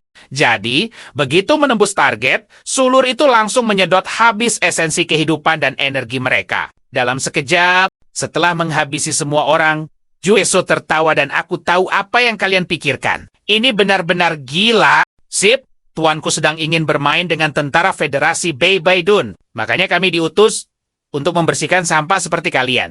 Pasukan kloninganku pasti sudah aktif dan mulai menghabisi sisa pasukan bersenjata di kawasan segitiga tenggara. Tapi melawan kalian ini membosankan sekali. Rasanya hanya seperti menginjak-injak serangga saja. Monster lendir itu bergumam kecewa. Aku ingin sekali menonton pertarungan tuanku di sana. Itu baru pertarungan sejati antar makhluk kuat. Bahkan jika aku terkena efek serangannya, setidaknya tiket nontonnya sepadan. Sementara itu, di negara Nanjaihe, baru saja mengalahkan petarung terakhir yang menghalanginya. Raksasa itu mengaum keras ke langit, lalu menatap rendah sekelilingnya. Yang tersisa hanyalah lautan puing yang terbakar. Saat ini, raksasa itu adalah wujud penghancur sejati. Manifestasi dari kengerian itu sendiri. Selama ribuan tahun ke depan, seluruh kawasan akan terus membicarakan legenda mengerikan tentang Demola. Mereka yang selamat dari reruntuhan akan selalu mengingat siluet monster raksasa hitam pekat ini. Luka yang ditinggalkan Demola akan terukir abadi di daratan itu. Di tengah kehancuran itu, seorang pria berjubah putih elegan tampak melayang di udara. Dia menatap lurus ke depan pada titan raksasa sebesar gunung itu. Pria itu bergumam pelan. Benar-benar berlebihan. Monster ini hanya butuh setengah hari untuk meratakan 3 negara. Sementara itu, sebuah drone pengintai kecil mengelilingi pria bernama Pafule ini. Dari drone itu terdengar suara mengejek. Masa sih? Penyihir Pafule yang bisa mengubah gunung jadi es abadi dengan satu lambaian tangan. Sekarang kesulitan. Aku tahu kau hobi mengoleksi patung es dari petarung hebat. Kalau kau bisa mengubah Demola jadi patung es, itu akan jadi koleksimu yang paling hebat. Mendengar sindiran itu, tatapan Pafule langsung menajam. Dia membalas mengancam, Federasi Beyblade menyuruhku menahan monster ini. Setelah urusan ini selesai, kalian harus menepati janji. Kau tahu sendiri kan? Aku paling benci orang yang berutang padaku. Dan kau dan aku tahu, janji dalam situasi seperti ini sangat rawan untuk diingkari. Kalian dan aku akan kenalan dengan Pafule, penyihir legendaris yang namanya ditakuti di seluruh benua barat. Saking ngerinya, dia sampai dijuluki Raja Iblis Es oleh semua orang. Menurut sejarah, di benua barat ada sekelompok wanita spesial yang lahir dengan energi super dahsyat di tubuh mereka. Mereka bisa memanggil elemen mematikan sesuka hati. Eksistensi mereka itu layaknya bencana alam berjalan yang mengerikan. Orang-orang di sana menyebut mereka dengan satu nama yang paling ditakuti. Penyihir. Setiap 100 tahun, lahir satu penyihir baru. Dan setiap kali mereka dewasa, bencana besar selalu melanda dunia. Contohnya, benua Atlantis yang legendaris itu tenggelam ke dasar laut akibat amukan penyihir laut. Dan badai. Lalu, kiamat Pompei di abad ke-6 sebelum Masehi, itu ulah penyihir magma yang meletuskan gunung berapi dan menimbun kerajaan dengan lahar panas. Di abad ke-14, wabah maut hitam yang membantai setengah populasi Eropa adalah mahakarya dari seorang penyihir hitam. Penyihir paling jahat sepanjang sejarah, Jack namanya. Terornya membuat gereja dan para raja memulai perburuan penyihir besar-besaran. Mereka rela mengorbankan jutaan orang tak bersalah, asal bisa membasmi siapapun yang punya ciri-ciri sebagai pembawa kutukan. Sejak insiden penyihir hitam itu, selama 500 tahun berturut-turut, semua penyihir selalu berhasil dibasmi oleh gereja, bahkan sebelum mereka sempat beranjak dewasa dan jadi kuat. Anehnya, penyihir untuk abad ke-21 ini tidak pernah bisa ditemukan oleh siapapun di dunia. Nah, siap-siap kaget, karena alasannya benar-benar di luar nalar kita semua. Ternyata, tubuh bagian atas sang penyihir buruan itu menyatu dengan punggung Pafule. Tiba-tiba, langit jadi gelap. Perubahan cuaca ekstrem ini langsung menarik perhatian sang raksasa ya. Dia tak menyangka masih ada serangga kuat yang berani muncul di hadapannya. Tepat di atas Pafule, pusaran badai terbentuk di langit dan salju pun mulai turun. Pria itu menatap Yaihe dari atas awan dengan pandangan yang super angkuh. Melihat ada sosok melayang, sang raksasa langsung membuka mulutnya. Bola energi raksasa terbentuk dalam sekejap mata. Bola energi biru gelap itu melesat seperti meriam raksasa, membelah langit dan menghantam posisi lawannya.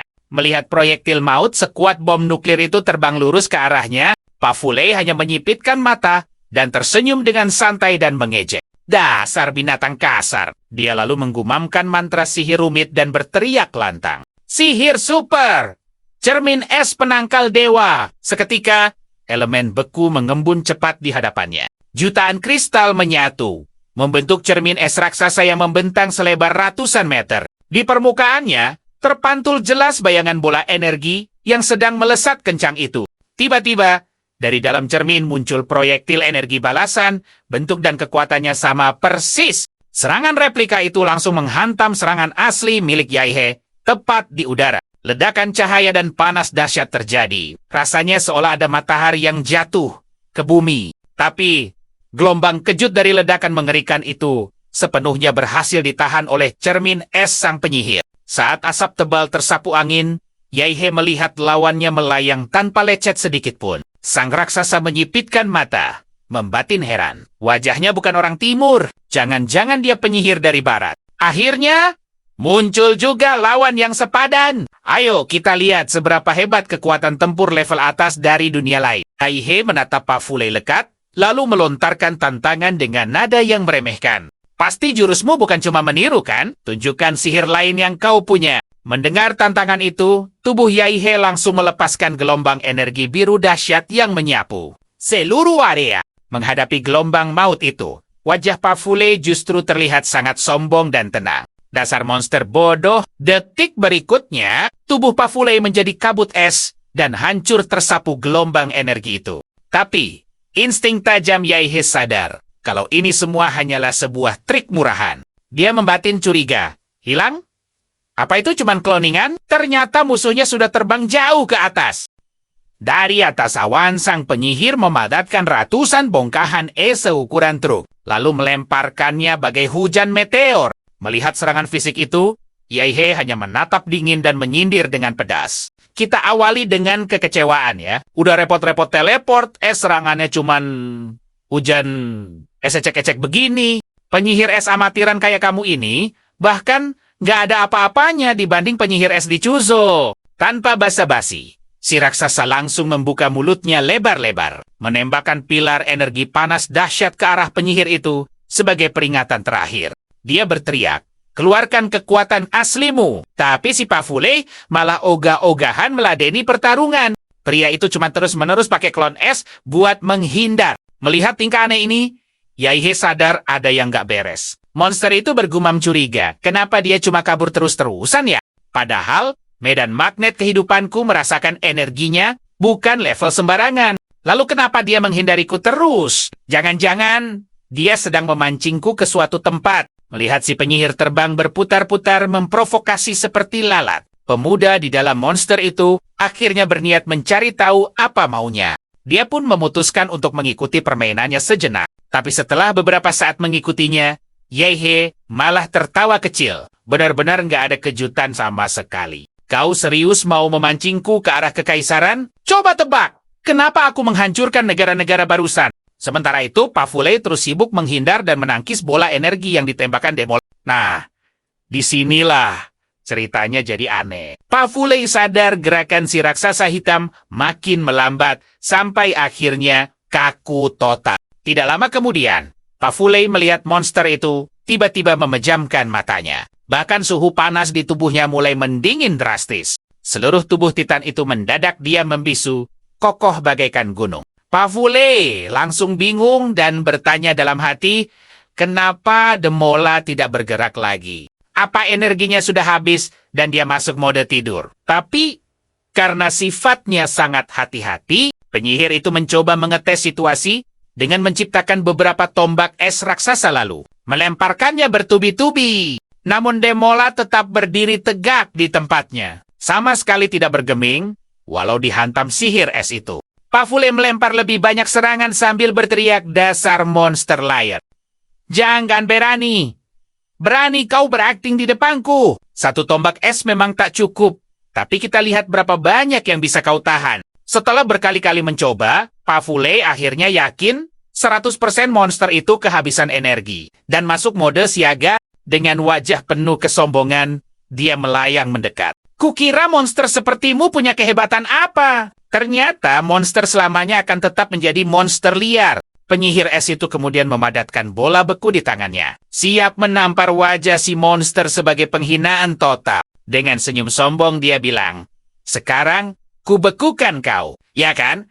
Kita tahu ini bakal jadi bumerang. Kau seharusnya merasa terhormat, karena sebentar lagi akan jadi koleksi langka terbaru di lemariku. Namun, beberapa detik kemudian, dua sorot cahaya biru terang langsung menyorot tubuh Pafule. Demola tiba-tiba membuka matanya lebar-lebar. Dalam sekejap, si penyihir bisa merasakan tatapan mengejek yang sangat kentara dari mata monster. Itu! Jantung Pafule serasa berhenti berdetak. Sialan! Sial! Monster ini hanya mempermainkanku. Dia bergegas terbang ke atas untuk melarikan diri. Sambil berteriak panik membalas tatapan itu. Mau menyerangku diam-diam. Kau tidak akan pernah bisa mengikuti kecepatan teleportasiku. Kau tak akan pernah bisa menyentuhku. Setelah meneriakkan itu, wujud Pafule berubah menjadi kabut es. Bersiap lenyap di udara. Tapi tepat saat dia merasa sudah aman, tubuh raksasa Demola tiba-tiba melepaskan gelombang kejut energi biru yang sangat dahsyat. Karena jarak teleportasinya terlalu dekat, Pafule yang tidak siap langsung terkena hantaman telak. Di tengah kekacauan itu, terdengar tawa dingin Yaihe.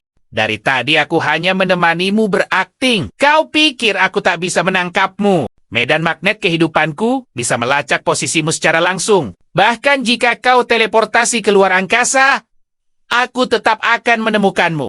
Nah, sekarang waktu bermainnya sudah berakhir. Setelah memberikan ancaman itu, sang raksasa mengangkat telapak tangan hitamnya, menciptakan angin topan super kencang, lalu menamparnya ke arah Pafule. Dalam sekejap, cincin gelombang udara berlapis meledak dan menyapu ke segala arah. Posisi Pafule sudah terkunci, dia sama sekali tak bisa menghindar. Rasanya seperti baru saja ditabrak kereta super cepat. Tubuhnya terpental lurus ribuan meter jauhnya. Dia menembus dan meratakan hutan.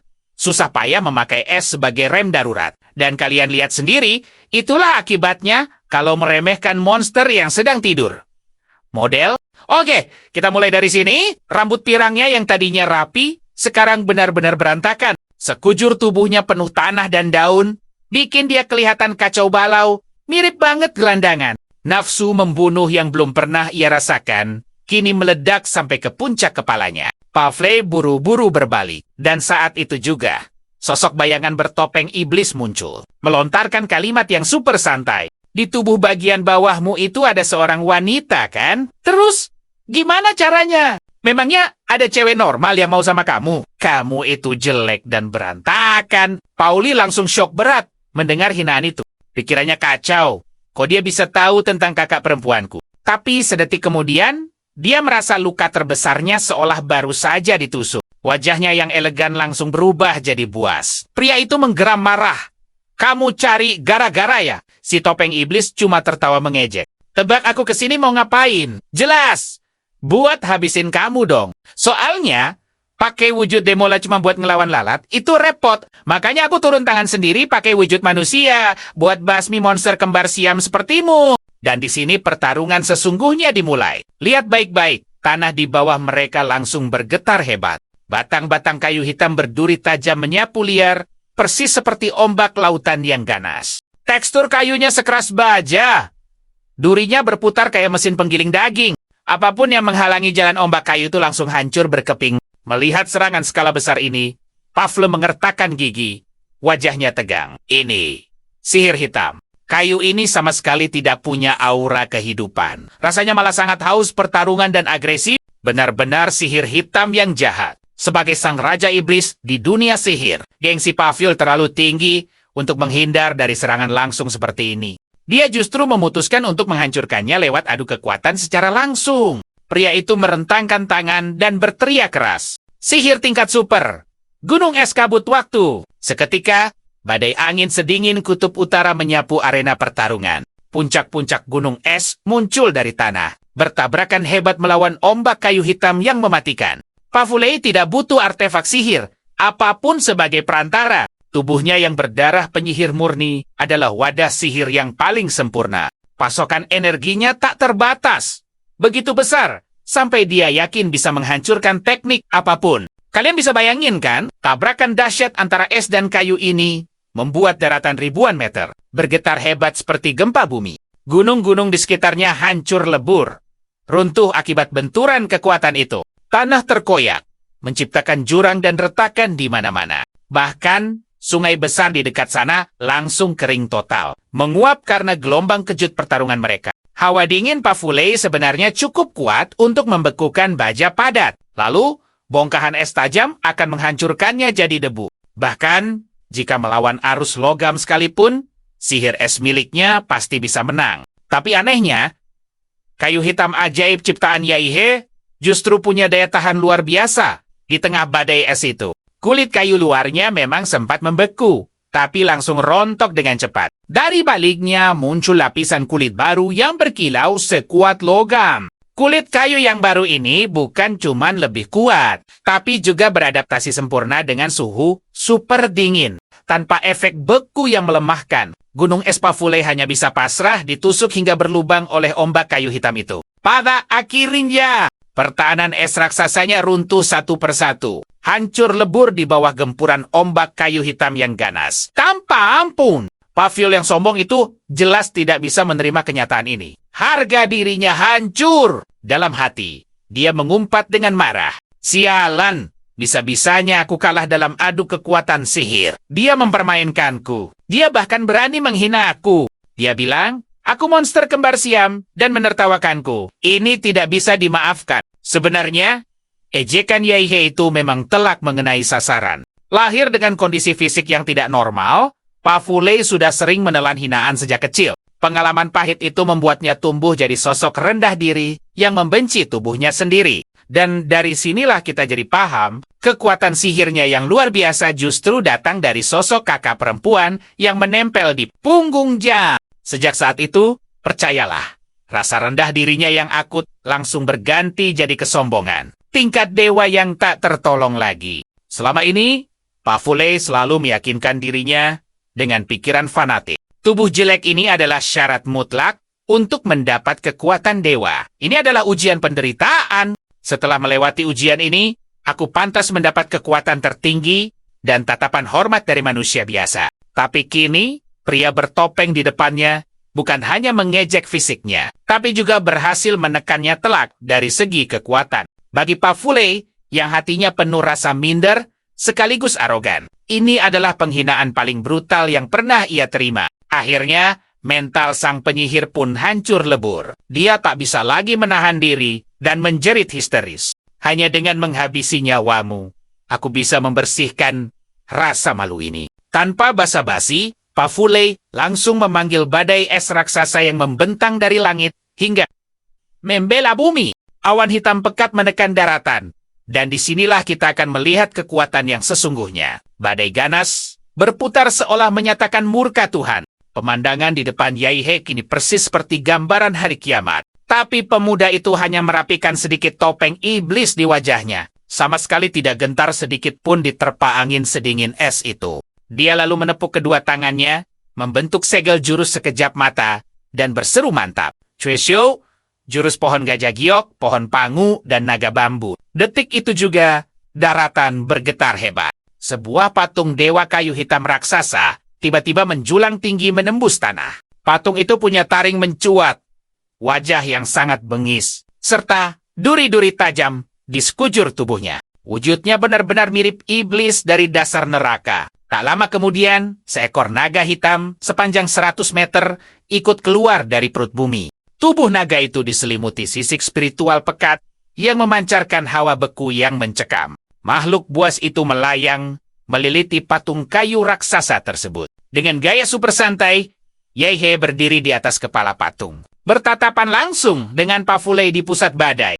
Pemuda itu sama sekali tak menganggap badai es mengerikan di depannya sebagai ancaman. Sambil menempelkan tangan ke tubuh naga kayu, Yaihe berbicara dengan nada penuh percaya diri. Cetak biru kutukan bintang Demola ini mewarisi kemampuan utusan Dewa Yenuo untuk merasakan energi alam. Dan, ya, ini pada dasarnya adalah kartu Uno Reverse. Apa yang bisa kamu lakukan? Aku juga bisa melakukannya. Yaihe sama sekali tidak menyia-nyiakan jurus dunia pohon hitam yang baru saja dia panggil. Di bawah kendalinya, bunga-bunga raksasa berwarna merah gelap yang tak terhitung jumlahnya mulai tumbuh di hutan hitam itu. Seiring mekarnya kelopak iblis tersebut, jutaan serbuk sari bercahaya merah terlepas ke udara. Dalam sekejap, kabut serbuk sari itu menutupi area seluas ribuan meter. Setelah proses itu selesai, naga hitam yang memancarkan lahar panas mulai menyebarkan percikan api ke bawah. Seluruh hutan hitam itu langsung berkobar hebat. Dilahap api berwarna merah pekat. Gelombang panas yang bergulung-gulung begitu mengerikan, sampai membubarkan udara dingin dan mencairkan es tajam di sekitarnya. Yaihe memandang lautan api itu dan mendeklarasikan nama jurusnya. Ini adalah perpaduan elemen api, lautan pohon neraka, serangan suhu super dingin dan super panas yang berbenturan ekstrem di udara, akhirnya memicu hujan lebat di area itu. Sayangnya, api dari hutan neraka ini sangat spesial. Kobaran merah gelap itu tak bisa dipadamkan oleh derasnya air hujan. Melihat fenomena di luar nalar itu, raut wajah Pafule benar-benar jelek tak karuan. Awalnya dia berencana melepaskan sihir terlarang untuk membekukan total pria bertopeng yang menyebalkan itu. Tapi untuk mengeksekusi sihir level dewa, dia harus mengumpulkan elemen angin dalam jumlah masif, lalu memadatkannya jadi elemen es. Proses ini butuh waktu yang sangat lama. Meskipun darah murni penyihir mengalir di tubuhnya, dia tetap butuh fokus energi yang sangat besar untuk persiapan. Sialnya, jurus api hutan neraka milik Yaihe yang memicu gelombang super panas, membuat badai dingin yang dia panggil hancur berantakan. Dan disinilah kita melihat perbedaannya. Dalam adu penguasaan elemen ini, Pafule jelas kalah telak lagi. Dia bahkan tak punya waktu untuk sekadar mengumpat kesal. Karena di saat yang sama, Yaihe sudah melancarkan serangan fisik. Patung kayu raksasa itu menekuk kedua lututnya, lalu melesat ke udara dengan kecepatan penuh, membawa Yaihe di atas kepalanya. Tangan raksasa patung yang menyeramkan itu langsung mencengkeram buas ke arah Pafule yang ada di pusat badai. Sang penyihir es benar-benar tak menyangka objek sebesar itu bisa melompat tepat di belakangnya hanya dalam sekejap mata. Kekuatan fisik Pafule emang lemah, nggak sebanding sama sihirnya yang mengerikan. Udah pasti dia nggak bakal bisa adu otot sama cengkeraman kayu itu. Mari kita lihat akal liciknya. Dengan panik, dia memakai mata badai untuk melontarkan dirinya jauh ke angkasa. Dari atas, Pafulei mengejek dengan angkuh. Lari sekencang apapun. Gak bakal bisa ngejar teleportasiku. Tanpa menoleh, Pafulei langsung menukik masuk, bersembunyi di dalam gumpalan awan tebal. Sepertinya, dia berlindung di sana untuk fokus mengumpulkan sisa-sisa energi sihir terlarangnya. Rencananya mau menghabisi musuh dengan satu serangan pamungkas. Tapi siapa sangka, patung kayu raksasa milik Yaihe langsung mengulurkan tangan dan merobek awan. Badai itu, tepat di belakangnya, naga lahar hitam ikut menerobos masuk lewat celah yang robek. Sementara itu, Yaihe cuman berdiri tenang di atas kepala patung kayunya. Tatapannya sedingin es. Dia benar-benar tidak memberi Pafulei celah sedikit pun untuk bernapas. Gelombang panas dari jurus hutan neraka milik Yaihe langsung melenyapkan arus dingin Pafulei. Sadar fisiknya payah, Pafulei kembali memutar otak untuk kabur. Dia buru-buru memakai mata angin untuk melontarkan dirinya lebih tinggi lagi. Tapi Yaihe terlalu santai. Perhatikan ini, hanya dengan satu jentikan jari, badai itu langsung terkoyak.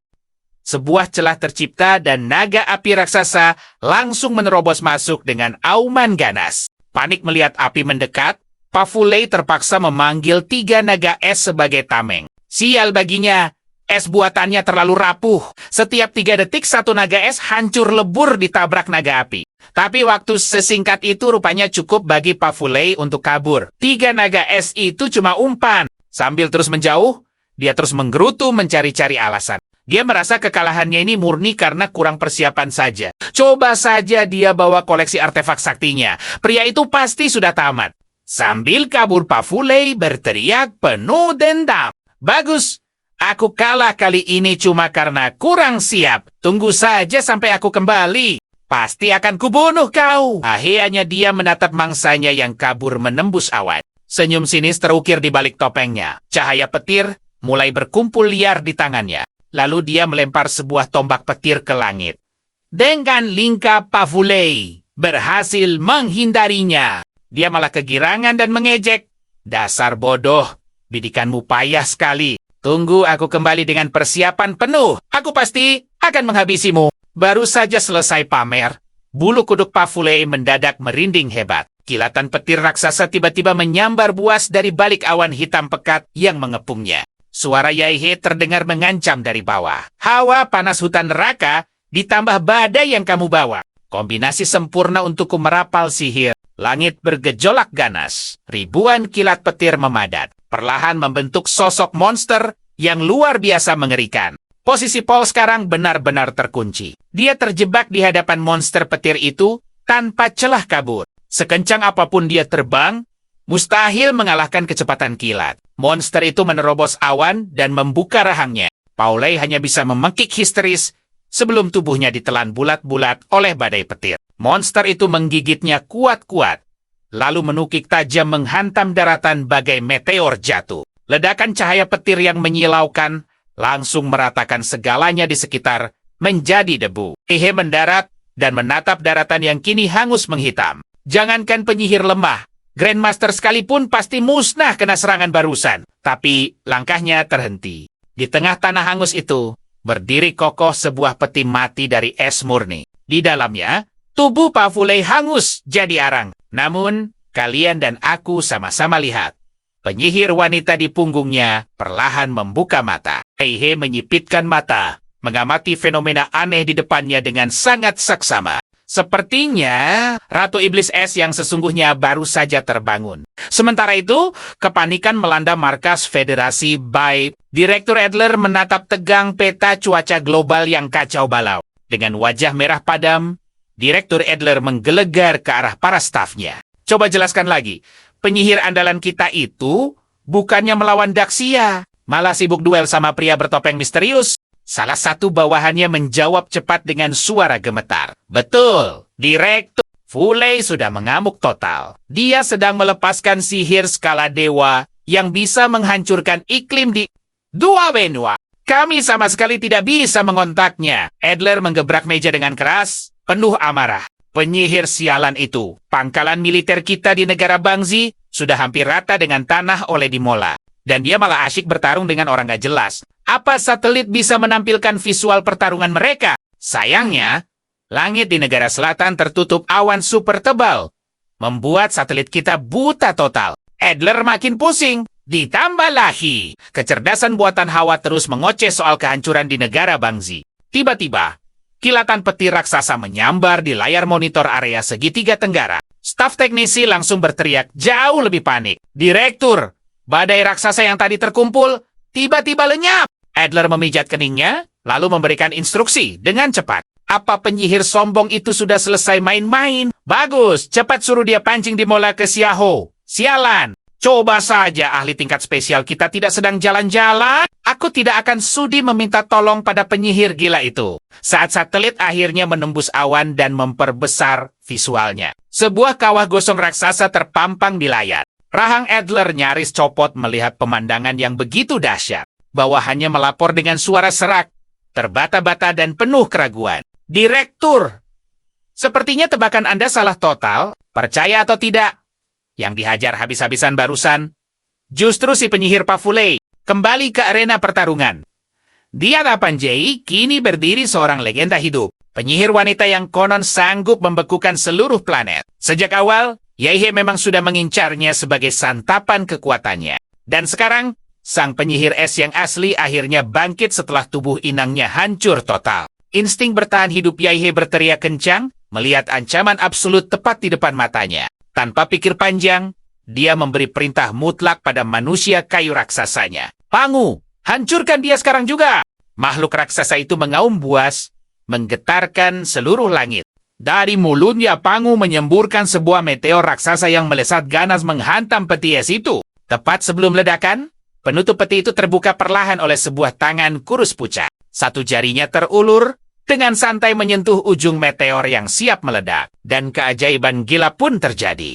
Hawa beku menyebar dari ujung jarinya dengan kecepatan gila, membekukan seluruh meteor raksasa dalam sekejap. Setelah menjadi es murni, meteor itu meledak di udara, menghujani daratan dengan serpihan es setajam silet. Dan kalian tahu apa reaksi Yaihe? Dia malah tersenyum tipis, merasa sangat tertantang. Wanita buas yang terbuat dari es murni ini bisa menahan jurusku semudah itu. Menarik, merasa terprovokasi, sang penyihir es membalas tatapan Yaihe. Ia membuka bibir pucatnya, menyemburkan badai es yang luar biasa dingin.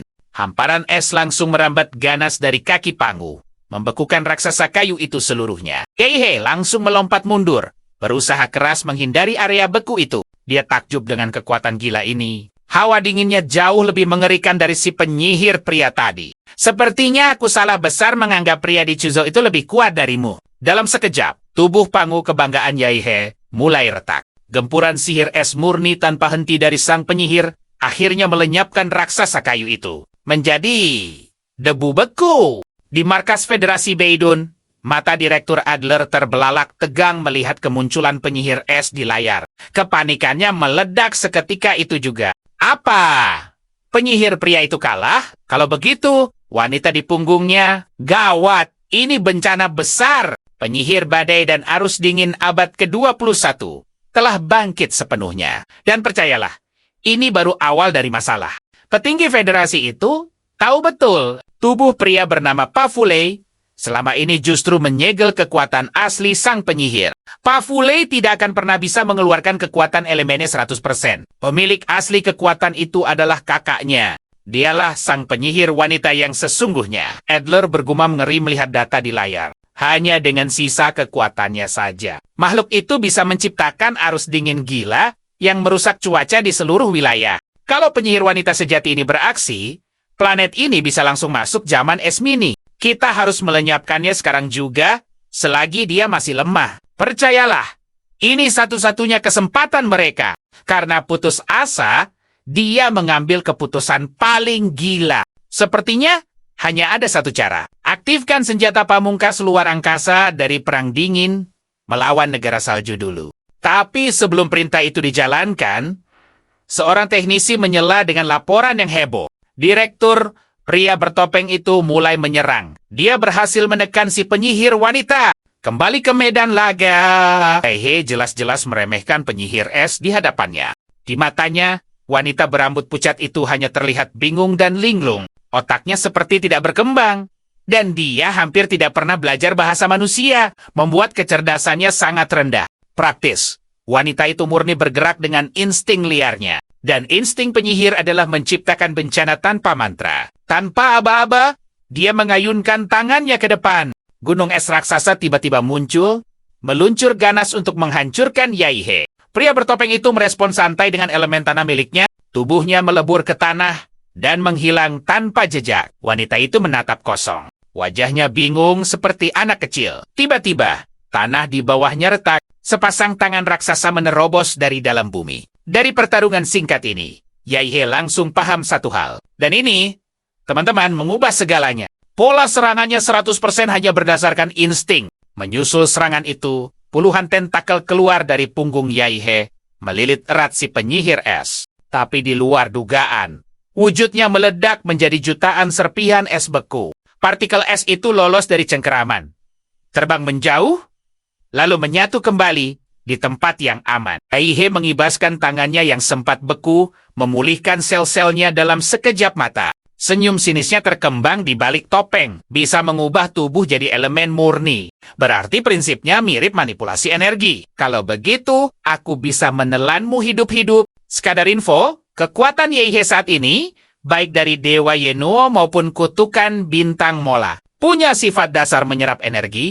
Jika dua kekuatan rakus itu digabungkan, diserap energinya akan berada di level monster yang tak terbayangkan. Tanpa buang waktu, pria itu merapal jurus jaring langit dan bumi. Ribuan pohon kayu hitam menembus daratan dari segala arah, merambat ke langit, membentuk sangkar raksasa. Sadar akan dikurung, penyihir es itu menjerit histeris, seperti anak kecil yang sedang tantrum. Yaihe tertawa jahat melihat mangsanya panik dari bawah. Syarat untuk menelanmu adalah memastikan kau tidak bisa kabur. Kepanikan si penyihir berakibat fatal. Elemen es di udara jadi mendidih dan mengamuk hebat. Mungkin trauma melihat manusia kayu, dia secara naluriah meniru wujud monster itu. Elemen badai salju di sekitarnya memadat, perlahan membentuk raksasa es setinggi ratusan meter. Makhluk raksasa itu mencengkeram sangkar kayu, membekukannya, lalu menghancurkannya jadi berkeping-keping. Yaihe menatap raksasa baru itu, yang ukurannya 2 kali lipat lebih besar. Matanya melebar takjub sekaligus antusias. Keren juga. Kau bisa meniru jurus panguku versi es. Aku tahu apa yang kalian pikirkan. Gila kan? Tapi Yaihe jauh lebih gila. Tanpa ragu, Yaihe meneriakkan jurus pamungkasnya. Jurus tangan 1000 cakra matahari. Bumi bergetar hebat, seakan naga tanah raksasa bangkit dari tidurnya yang panjang. Membelah daratan, sesosok asurat tangan 1000 berwarna hitam legam. Ukurannya jauh melebihi raksasa es. Bangkit dengan wujudnya yang mengintimidasi. Dan pertarungan gila antar titan ini baru saja akan kita saksikan bersama. Sementara itu, seisi markas besar Biro Investigasi Federasi menjadi hening. Semua staf terdiam ngeri menatap layar yang menayangkan bentrokan dua titan penghancur dunia itu. Direktur Adler memijat pelipisnya. Pertarungan level dewa macam apa ini? Model. Jujur saja, film fiksi ilmiah paling mahal sekalipun takkan bisa menciptakan adegan sebrutal dan semega ini. Dia menoleh ke staf intelijennya, menuntut jawaban. Siapa sebenarnya pria bertopeng itu? Dia memanggil monster setinggi ratusan meter cuma dalam sekejap mata. Apa itu kekuatan yang wajar dimiliki manusia biasa? Kenapa monster sekuat ini bisa lolos dari data Baidun kita? Tiba-tiba, kecerdasan buatan Super Hawa langsung memberi analisis dari speaker utama. Meskipun data identitas resminya kosong, ada jejak lain yang cocok dengan wujudnya. Dia adalah petarung misterius yang muncul dalam pertempuran Huadu. Sosok inilah pahlawan yang memukul mundur invasi Asura di ibu kota kekaisaran saat itu. Sistem AI itu lalu menampilkan data tambahan di layar kecil Ed. Menurut intelijen lapangan, dia berafiliasi dengan organisasi rahasia bernama Monster dan dijuluki Anak Iblis. Ada probabilitas 80% kalau pria bertopeng yang mengamuk di layar adalah orang yang sama. Adler mengacak-acak rambutnya. Benar-benar frustrasi mendengar fakta itu. Sialan! Kupikir militer Federasi Baidun sudah jadi yang terkuat di muka bumi. Dari lubang mana organisasi manusia super ini muncul? Planet ini cuma sebesar debu di alam semesta. Kenapa terus melahirkan monster gila di luar nalar? Nah, mari kita kembali ke pertarungan, di mana Asura 1000 Tangan mulai baku hantam melawan raksasa Saking besarnya wujud mereka, bukit-bukit di sekitar mereka jadi terlihat seperti gundukan pasir mainan. Alam di sekeliling mereka hancur lebur, hanya karena gelombang kejut dari benturan fisik keduanya. Raksasa es jelas kewalahan menghadapi asura kayu hitam yang jauh lebih besar dan punya ribuan lengan. Hanya dengan satu ronde hujan pukulan dari ratusan tangan, raksasa es itu langsung terlempar tak berdaya. Zira es tebal di sekujur tubuhnya retak parah dan mulai rontok. Si penyihir es di dalamnya hanya bisa panik, terus-menerus menambal kerusakan raksasanya tanpa strategi apapun. Merasa sudah memegang kendali penuh dan tahu batas kemampuan lawannya. Yahe tersenyum meremehkan. Apa ini? Apa IQ-mu terlalu rendah? Kamu sama sekali tidak punya teknik bertarung. Gerakanmu murni hanya insting liar untuk merusak lingkungan sekitar. Kamu seperti orang gila yang diberi tombol nuklir dan menekannya sembarangan. Merasa bosan bermain-main, Yaihe mengerahkan seluruh sisa tenaganya. Perhatikan baik-baik. Dia bertekad mengakhiri riwayat penyihir itu dalam satu serangan terakhir. Pria itu mengaum keras. Jurus andalan naga bambu. Seekor naga dari elemen api tiba-tiba terbentuk kokoh di samping Asura 1000 tangan. Yaihe berdiri angkuh di atas kepala naga hitam itu. Melesat menerjang langsung ke arah wujud asli si penyihir es. Melihat naga api terbang ke arahnya, kepanikan sang penyihir meledak. Dia menjerit histeris sambil memadatkan duri es dalam jumlah tak terhingga dan menghujaninya ke arah pria bertopeng itu. Laju sang naga bambu memang sedikit terhambat, tapi jarak yang tercipta sudah lebih dari cukup baginya. Yaihe melompat gesit dari atas. Kepala naga mendarat tepat di kepala raksasa es, lalu mengulurkan tangan untuk menangkap mangsanya. Pada titik ini, penyihir es sudah ketakutan setengah mati. Rasa takut yang ekstrem itu memicu anomali, membuat elemen di sekitarnya meledak dahsyat seperti bom nuklir es. Badai es dan angin beku menyapu ganas, menelan sangkar kayu hitam itu seperti tsunami yang mengamuk. Semuanya di area itu langsung membeku total. Dalam hitungan detik, Asura 1000 tangan ikut tenggelam dalam pusaran ledakan es tersebut. Sebagian besar tubuhnya membeku kaku akibat hawa dingin yang luar biasa. Ratusan lengan raksasanya berubah menjadi bongkahan es, lalu retak dan hancur berkeping-keping. Di tengah hamparan putih itu, serpihan embun beku kembali berkumpul dan membentuk sang penyihir. Melihat daratan dan lawannya telah beku, senyum lega akhirnya muncul di bibir wanita pucat itu. Tapi senyum itu tidak bertahan lama. Detik berikutnya, kepala naga hitam pekat tiba-tiba muncul dari udara kosong, tepat di depan wajahnya, seolah potongan ruang dan waktu baru saja terhapus. Di balik topengnya, tekad Yaihe sudah bulat. Pria itu rela menanggung dosa apapun demi Daxia. Bahkan, jika harus menjadi tiran paling kejam, dia siap menjadi dewa pelindung yang menjaga negaranya. Tanpa basa-basi lagi, rahang naga raksasa itu menganga lebar dan langsung menelan bulat-bulat penyihir es itu. Dan ya, kita baru saja melihat akhir yang sangat cepat.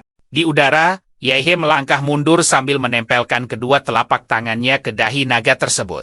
Oke, ayo kita saksikan kepala naga kayu hitam ini berubah jadi tungku alkimia raksasa, meleburkan sang penyihir di dalamnya. Gelombang energi dahsyat terus meledak-ledak dari dalam tungku hidup tersebut. Yaihe bisa merasakan perlawanan putus asanya. Kekuatan seorang penyihir wanita sangat bergantung pada kemampuannya memanipulasi elemen alam. Jadi saat koneksinya dengan alam diputus paksa, kekuatannya langsung anjlok drastis. Terperangkap di dalam tungku pemurnian. Akhir dari sang penyihir es sudah di depan mata. Merasa urusan utamanya beres, Yaihe menengadah ke langit dengan tatapan tajam penuh kekesalan. Pria itu mendeci sinis. Terlalu sibuk mengurus wanita gila ini. Sekarang, giliranmu.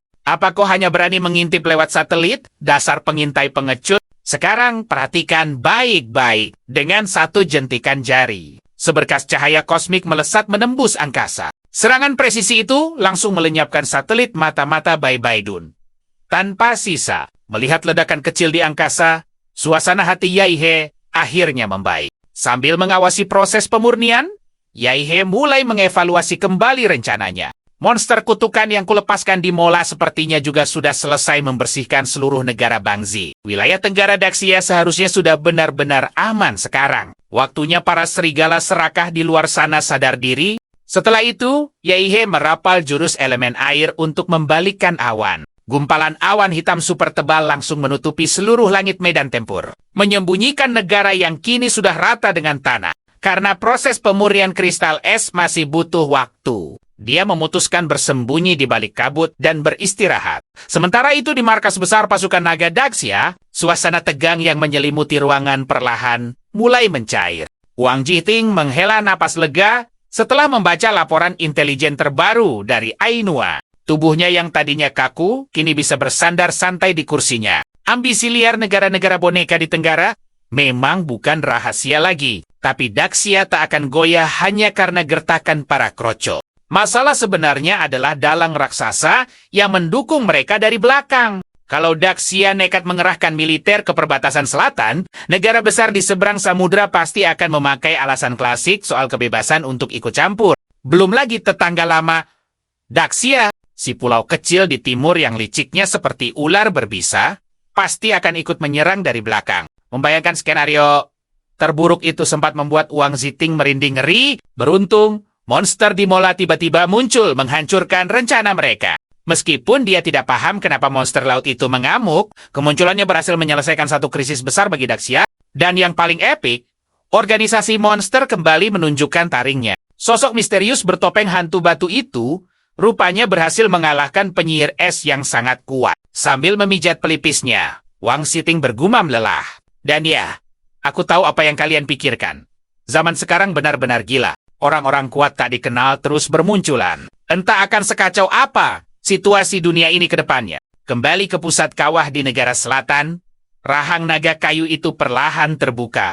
Asap putih tebal menyembur keluar, bersamaan dengan pendar cahaya yang sangat menyilaukan. Mata Yai He langsung berbinar melihat sebuah kristal putih murni di atas lidah naga itu. Energi es yang begitu pekat, rasanya dia hampir ngilek. Senyum lebar terkembang di wajah Yai He, menatap takjub hasil buruannya. Dapat item legendaris level emas.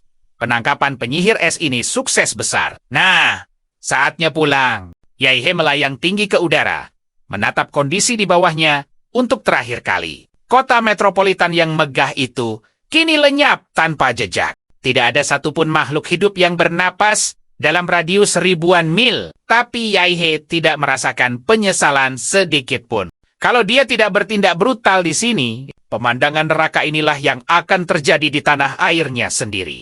Beberapa konflik di dunia ini memang tidak punya jalan tengah. Di era bela diri modern, penduduk negara musuh berpotensi menjadi pisau yang menusuk Daxia dari belakang. Ia merasa pilihannya hanya satu, meratakan semua basis musuh sebelum mereka sempat bergerak. Sambil menatap lurus ke Cakrawala, tatapan Yai He menajam dan dia mengikrarkan sumpahnya. Aku adalah dewa pelindung perdamaian Daxia, sekaligus tiran paling berdarah di bumi ini. Mulai detik ini, jutaan nyawa yang musnah di tanganku, entah cacian atau dendam apapun. Aku Yai He tidak akan pernah membantahnya. Dan kita baru saja menyaksikan bagaimana dia rela menanggung semua hutang darah itu sendirian. Langit di atas Daxia akhirnya mulai sedikit cerah.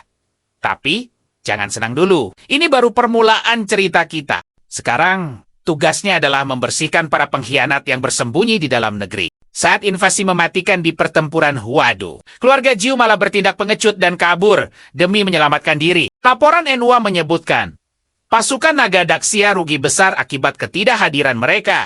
Serikat seniman bela diri di seluruh negeri juga kehabisan tenaga karena difokuskan pada misi. Perebutan kembali. Bukannya membantu, keluarga Jiu dari Huadu justru mau memanfaatkan krisis ini untuk kudeta dan merebut takhta. Menghadapi kelas penguasa korup yang busuk sampai ke akarnya ini, Yai He sama sekali tidak peduli. Dia tidak peduli mau mereka berlindung di balik nama klan warisan ribuan tahun atau sekadar kumpulan orang tua kolot. Bagi Yai He, solusinya hanya satu.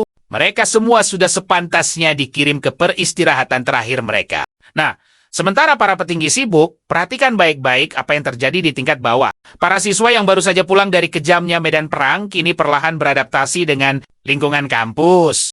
Pengalaman terjun langsung ke garis depan. Rupanya benar-benar membekas. Mereka sadar, kalau bagi yang lemah, bernapas saja adalah kemewahan. Makanya kini mereka berlatih jauh lebih gila lagi. Bisa jadi, setelah perang ini, generasi muda dari berbagai sekolah di Daxia akan melahirkan banyak pilar tangguh.